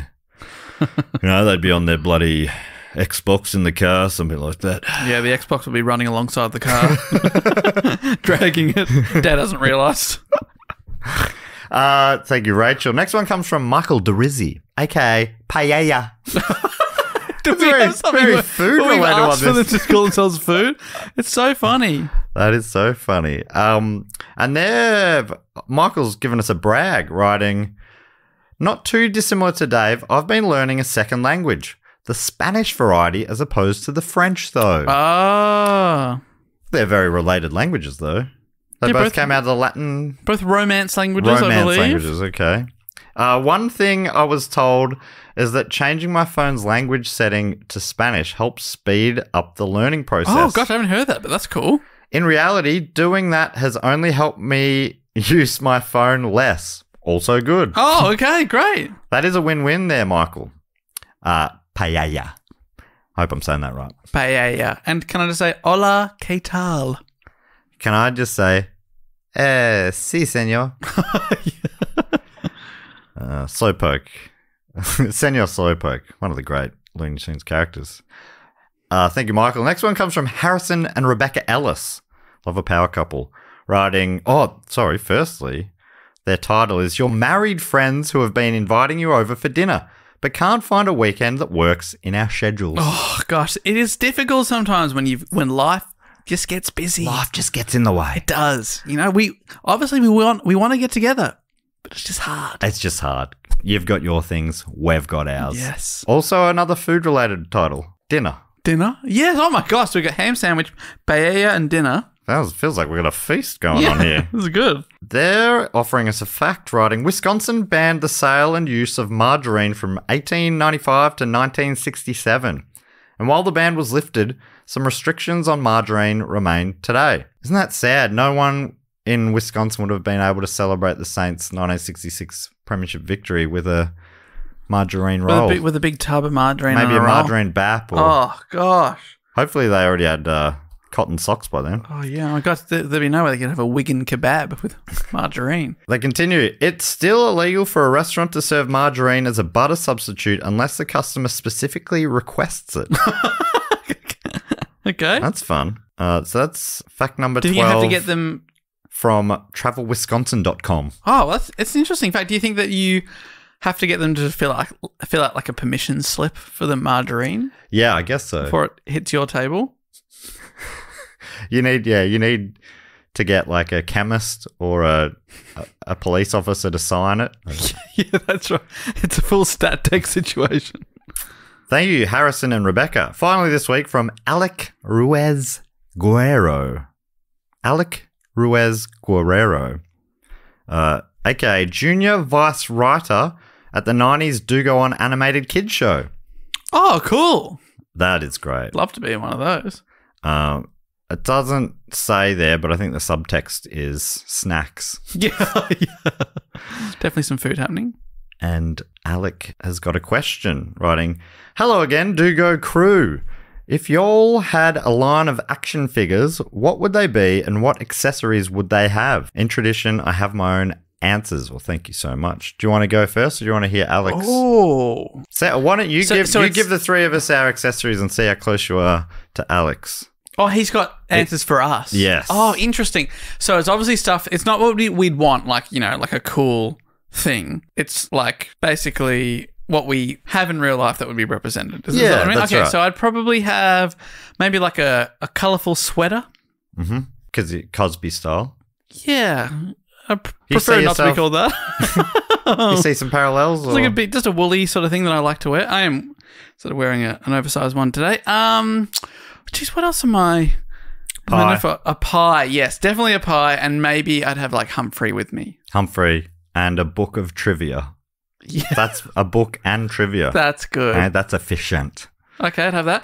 I think for Jess, what do you think Jess would have? I don't think you're going to get close to what he has here, but Oh, really? yeah. Oh, that's making me think it needs to be more obscure. I think Goose could be there as her little sidekick, Maybe spewing while she's scuba diving, which she's been doing whilst she's been away. like on the Barbie episode a while back, how that some of them, would poop. You get them to blow chunks. Beautifully phrased. Yeah, beautifully phrased. I'm trying to think of. And then, all right, I'll help you out. Your brain is feels like it's halted. Yeah, I just can't think of Your anything brain right now. has just stopped. You just did a long report. So what Alex got is a Blitzkrieg Bop Ramones and Jess Perkins crossover. Oh my god, that's inspired stuff. That is very good. Also, a Dave G.I. Joe Cobra crossover. Oh, I'd love a shirt that said Cobra on it. That would be amazing. And he's got me as a Saint Store exclusive. All right. And says, muchas gracias. I do like that a lot. And yeah, I think that you'd have like the paddlestagram there going. Yeah, a little paddle. Little paddle going there. That's fun. Jess would have pizza, her favourite food in the world. Yep. Oh, yeah. And maybe a margarita drink and a margarita pizza. A marg and a marg. Double marg. She'd obviously have like a car that only is parked perfectly. Yeah, it automatically parks perfectly every you time. can't park badly in that car. It's a great question. And, I mean, we could probably go to Sophie Waldron, who actually made us little Funko Pops. We do have our own Funko Pops made by Soph Waldron. I have a pie. Are you wearing a Saints thing? Yeah. Tism? It's either Tism or Saints. And I'm trying to remember. We should bring him into the office now. We've set up the Yes. office space. You know, I've just got we've got them all at home in our separate abodes, but I think they look even better when they're together. Hey, Dave, that reminds me, I've forgotten about this, but a while ago we said if anyone wants to send through a jingle or some sort of thing, to send it through to dojingleon@gmail.com. Yes, I forgot about this as well. And on a recent Patreon episode, you reminded me of that. Well, it was recent at time of recording. It was a month ago from when people are listening. But I looked it up and we found out that there were two that have been sent through. I haven't listened to either of them yet. So are you ready for one? I'm ready for one. Here we Do you go. should we go with Amber's or Oz's? Which one came in first? Oh, good question. If you don't know the Amber's. answer, Amber, fantastic. Should I read what Amber's written?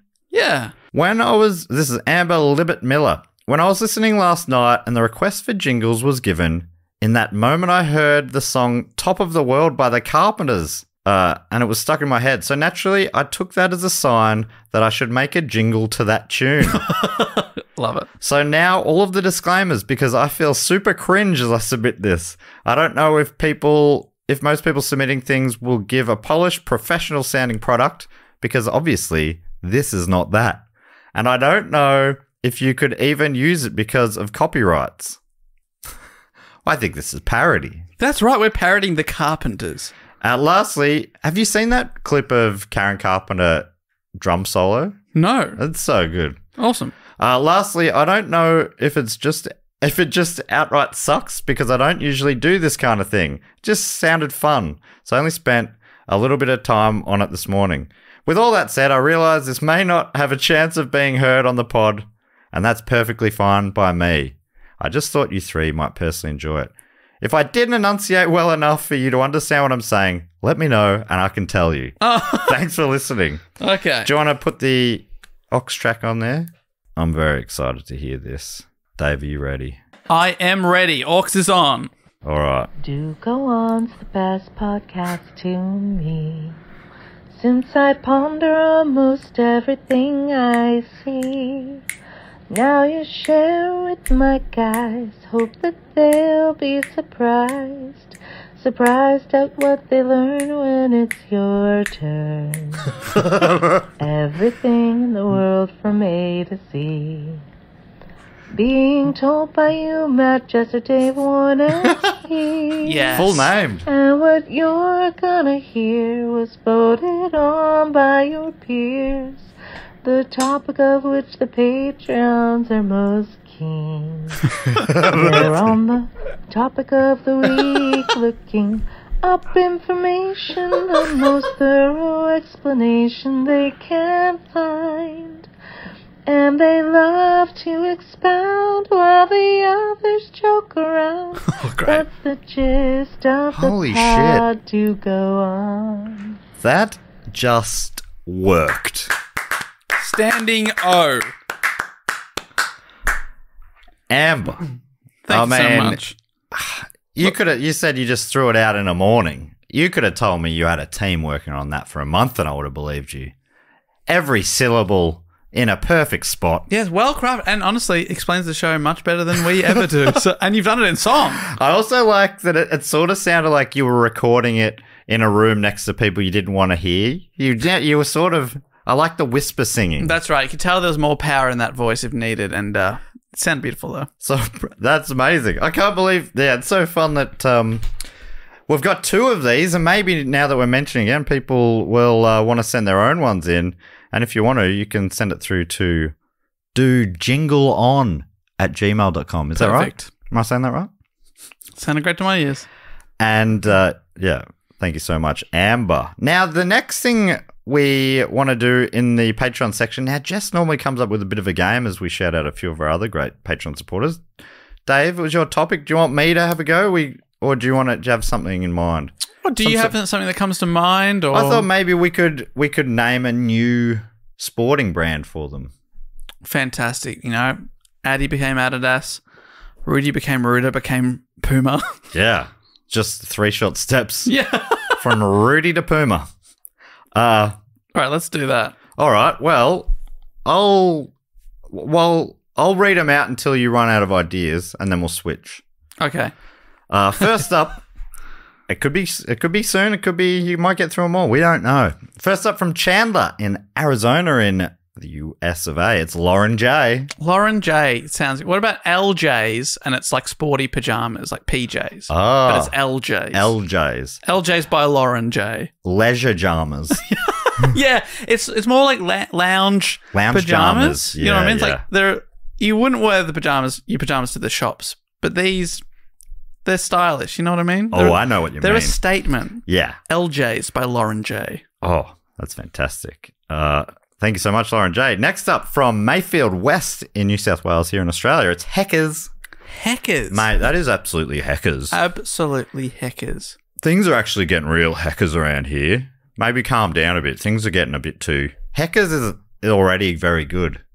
Yeah, Can you do anything to it? But all right, I think that's a good name, but what is it? Yeah. What okay. is heckers? I think it's party wear.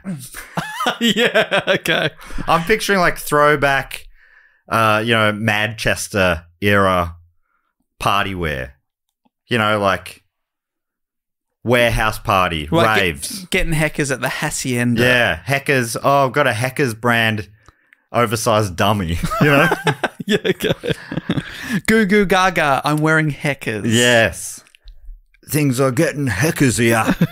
And they're just, it's all like, I'm picturing like sun visors. I wasn't there in Manchester, I got to tell you. You weren't there, man. I wasn't there, man. You weren't there, and man. if you weren't there, you weren't there. But I think Heckers party wear could be big. Heckers party wear. I like it. HPW. Thank you so much, Heckers. Next up from me, from Winston-Salem in North Carolina. Just quickly, North Carolina, I believe, is where Venus flytraps are from. I think that's true.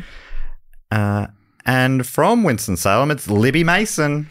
Libby Mason. If we take the first bit, like L and MA, lemur. Lemur. Oh, a beautiful primate. Beautiful. And it's whatever it's like. It is tracksuits. Black and white, striped like a lemur's tail. Yeah, like a what are they called? Ringtail lemurs? No. Yeah. Are they? Am I thinking of ringtail possums? Black and white tailed lemur. And then if you imagine the whole tracksuit, it's like striped with horizontal stripes, black and white all the way up. It kind of does make you look a bit like you've escaped from a prison in 1850. Yeah, but that's a look. But it's cool, you know? And you're wearing lemur. You're It wearing was lemur. it. Ringtail lemur was right. Never doubt yourself, Matt, is what Jess would say if she was here. But unfortunately, she's not, so I'll continue to doubt. Continue to doubt. So, yeah, the ringtail lemur suits. Lemur suit Larry. Something there. I don't think that's further away. Thank you so much, Libby. And yeah, I want to wear that. I'm loving this. The last few years, these big sort of wearable blankets have become a bit of a thing, and I want to get involved in that. Okay, yeah. You know what I mean? They're just like you're basically wearing a blanket. It's just got armholes. Yeah. like a schnood or something. Is that what Yeah. they call like hoodie or Schnood, yeah. A schnoodle? It sounds wrong but right at the same time. Yes, which I think is what they're all about. Next up from Windber in Pennsylvania in the United States, it's Amanda Lauder. Amanda Lauder.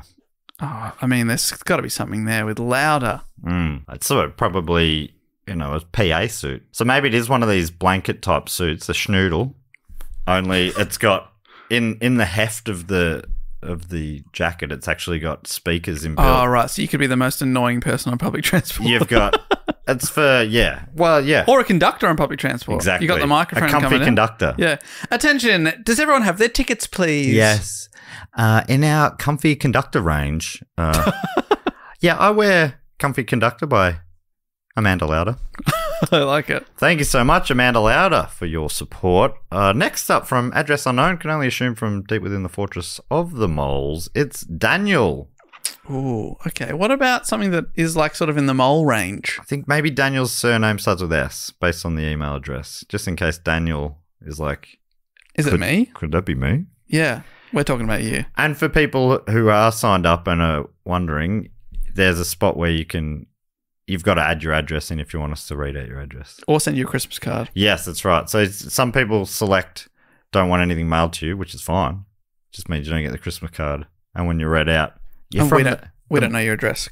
Yeah, we can't drop by. Which is obviously a crime. I understand now why you're keeping private. So what's Daniel? I was thinking because he's deep within the fortress of the moles and our only mole dweller this week. Something for moles? Oh, like with the, clothing for moles. Yeah, probably. How people can wear eye masks to sleep? Moles don't see, right? So they could have day eye masks. Oh, right. Maybe like you'd even attach like a headlamp, like a torch as well, so they it lights up the dirt for them. Yeah. Do they see? I thought they didn't see. Well, they will if we use it. Oh, yeah. So that's going to kickstart their evolution back to a sighted animal, if I understand them at all. Wow. Well, that's, yeah. Sighted Animals by Daniel. Daniel S. You're doing huge things. Thank you so much to you. Next up from Capel Street Mary, or Capel St. Mary, perhaps, in Suffolk, I reckon, in Great Britain. Or Suffolk. It's Megan. Megan P, I reckon. What about Megan backwards is Nagum. Oh, yeah. Well, that's a good name for something. Nagum. Nagum Bagum. Nagum Bagum. That's what, at their retail store, the Nagum retail store. When you made that's a what sale. they say. Nagum and Bagum. And what's Suffolk about? I don't know, like I was imagining like a big, like you said retail store, I'm imagining like a Primark, H&M size, a big shop. Yes. Where they nag 'em and bag 'em. Right. I'm picturing fancy clothes for everyday foes. Okay. Mainly because it rhymes, and I don't really know what that means. But you know how you normally buy clothes and presents for friends? Yeah. This shop specializes in buying clothes for foes. Enemies. Enemies For only. enemies. Anywhere on the spectrum between enemies and frenemies. What about like the clothes look really good, but they smell quite bad? Yeah. So you want to put it on. If you give it to your enemy, they go, "Oh, fantastic!" And then, bit whiffy. Yeah, a bit whiffy. Bit whiffy. There's a bit of a pong on this one. Bit whiffy by Nag'em. Nag 'em and bag 'em. Bit whiffy. Bag 'em because the pong is on. Next up from Phoenix, Arizona. Second Arizonian here today. It's Evan Bergamini. Oh, Bagamini and Bagamini. Bag'em. Bag 'em. Bergam. Bergamini. Bag 'em and Bergam. Evan Bergamini. EB. Evbear. Evbear. F-Bear's pretty good. Evbear. It's big, furry teddy bear type costumes for the summer. Oh, okay. So, you got like little air holes or Yeah. little breathability pockets. Swim bear suits. Oh, that's good. Yeah. F-Bear. Evbear. I can't believe there was a hole in this market. There was a gap, and we found it, and we're squeezing in. Thank you so much, Evan Bergamini. What a freaking awesome name. Next, from Stillwater in Oklahoma in the United States, it's Melissa Gamble. Oh, what about Jackpot by Melissa Gamble? Oh, yeah. Cha-ching. Cha-ching. And that to me sounds like and smells like a range of fragrances. Oh, yeah. Jackpot, cha-ching, Gamble. For the successful kids on the go. This is for young high achievers. Oh, right, great. For young high achievers. Fragrances for toddlers. For gifted toddlers. Melissa Gamble also saw a gap in the market. And took a gamble on gifted toddlers that need a new scent. And finally, from Edmonds in Washington in the US, it's Colin Harlow. Colin Harlow. And it's all about he will not be beaten on price. Will How not. low will he go? Well, that just depends on the opposition. Yeah, honestly, too low for business. Yes. It doesn't they're make any operating sense. at a loss. We are losing money, but Carlo or Colin Harlow, which Yes. I was going to say Charlo, that's why I said that back then. Oh. Charlo is operating at a loss because Charlo's pockets are so deep, it doesn't matter. If it's on the floor, it's out the door, as far as Charlo's concerned. Come into Charlo, and you won't leave empty-handed. Even if you got no money, we'll give you something. It's a great store. Thanks so much to Colin, Melissa, Evan, Megan, Daniel, Amanda, Libby, Heckers, and Lauren. The last thing we need to do, Dave, is welcome in a couple of new members to the Triptych Club. Can you just quickly explain what the Triptych Club is? This is our Hall of Fame induction ceremony for people that have been supporting the show at the shout-out level or above for 3 consecutive years. We've already given them a shout-out earlier, but they've stayed true, and to thank them again, we immortalise them, memorialise them, by inviting them into our Theatre of the Mind club, private hangout space. It's like a lounge. It's a bar. It's whatever you want it to be. We have food, we have drinks, we've got live music. And once you're in, you can never leave, but why would you want to be? Your name goes up on the wall. Bang. You're a member for life for some of the coolest people you'll ever meet. And it's called the Triptych Club. And it's so good to have them in. Dave, you normally book a band for the after party? Because every week we induct a few new members in, and obviously we're there to celebrate after. Jess normally is behind the bar with a few drinks and some food, and this week is no different, apart from the fact she's not here. But I've organised drinking some food, and the food is hollowed out loaves of bread. Okay, great. Yep. And the drinks, we've got the Adidas and we've got the Puma. And you pick one or the other. Okay. Are there any side effects from having the Puma? Yeah, it firms up your stool. Oh, okay. Ironically. Great. But Firms up your stool. but what does Not a Adidas phrase do? I thought I was going to say today. And Adidas just taste delicious. They both do. Okay, great. What are we doing? And for the after party, Dave, you booked a band? Well, you're never going to believe it. You know me. All day, I dream about Corn with a K. They're here tonight. Corn are here. All day, I dream about Davis. Yeah. Add a dad. Adidas. Corn are here. They're great because they're going to sing about Adidas, but wear Puma. So, we've got everything covered. So good. All right, so hang around for that in the after party. Just 2 inductees this week. If you hear your name read out, please come on in, make yourselves at home. Dave's up on stage. He's going to hype you up. He's going to make you feel good. He's going to get the crowd going. I'm there to hype Dave up because he needs it sometimes. Thank you. Just 2 inductees this week, Dave. You ready to go? Yeah. Please welcome into the Triptych Club from Spring Branch in Texas. Branch. It's Raphael Gittrell. My number one pal, it's Raphael Gittrell. And from address unknown, can only assume from deep within the fortress of the moles, it's Sonme451. Who's having the best day ever? It's Son Me 451. This next round, Sonme. Sonme. Welcome in, Sonme451 and Raphael Gittrell. Drinks tonight are all 4 for 5-1. You pay for 4-5-1. You pay for 4-5-1. Yeah, every other day of the year it's 2 for 1.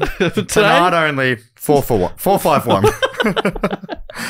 All right, welcome in Somni and Raphael. Well, that brings us to the end of the episode, Dave. Is there anything we need to tell people before we push off? Hey, you can check out our website. It's online 24/7. It's open. It's an open one-stop shop for all your Do Go On needs. DoGoOnPod.com. It's where we have links to live shows, our Patreon. You can buy some merchandise through there.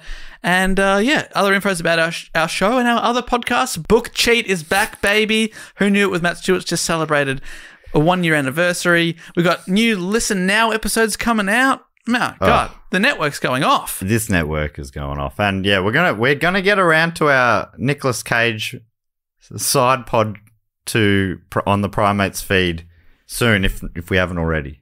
And we also need to watch the Indiana Jones movies. Yes, we're gonna do Indiana Jones and we're gonna do the big 3 Nicolas Cage films. Do you think we're gonna do will it be like Jonesing for Indiana or something like that? Like I'm Jonesing for an indie. It could be. They do have monkeys in it, so I think they can just be primates. They're primates. And then the Nicolas Cage movies, the big 3 we're talking about, of course, Con Air, Face Off, and The Rock. Yes, and that, I can't remember what we're going to call it, but I think it was, despite all my rage, I'm still a fan of Nicolas Cage. Can't remember if that's the name of the pod or that's just our catchphrase. Anyway, Dave, boot this baby home. Hey, we'll be back next week with another episode, and our good pal Jess Perkins will be back in tow. But until then, I'll say thank you so much for listening, and goodbye. Laters.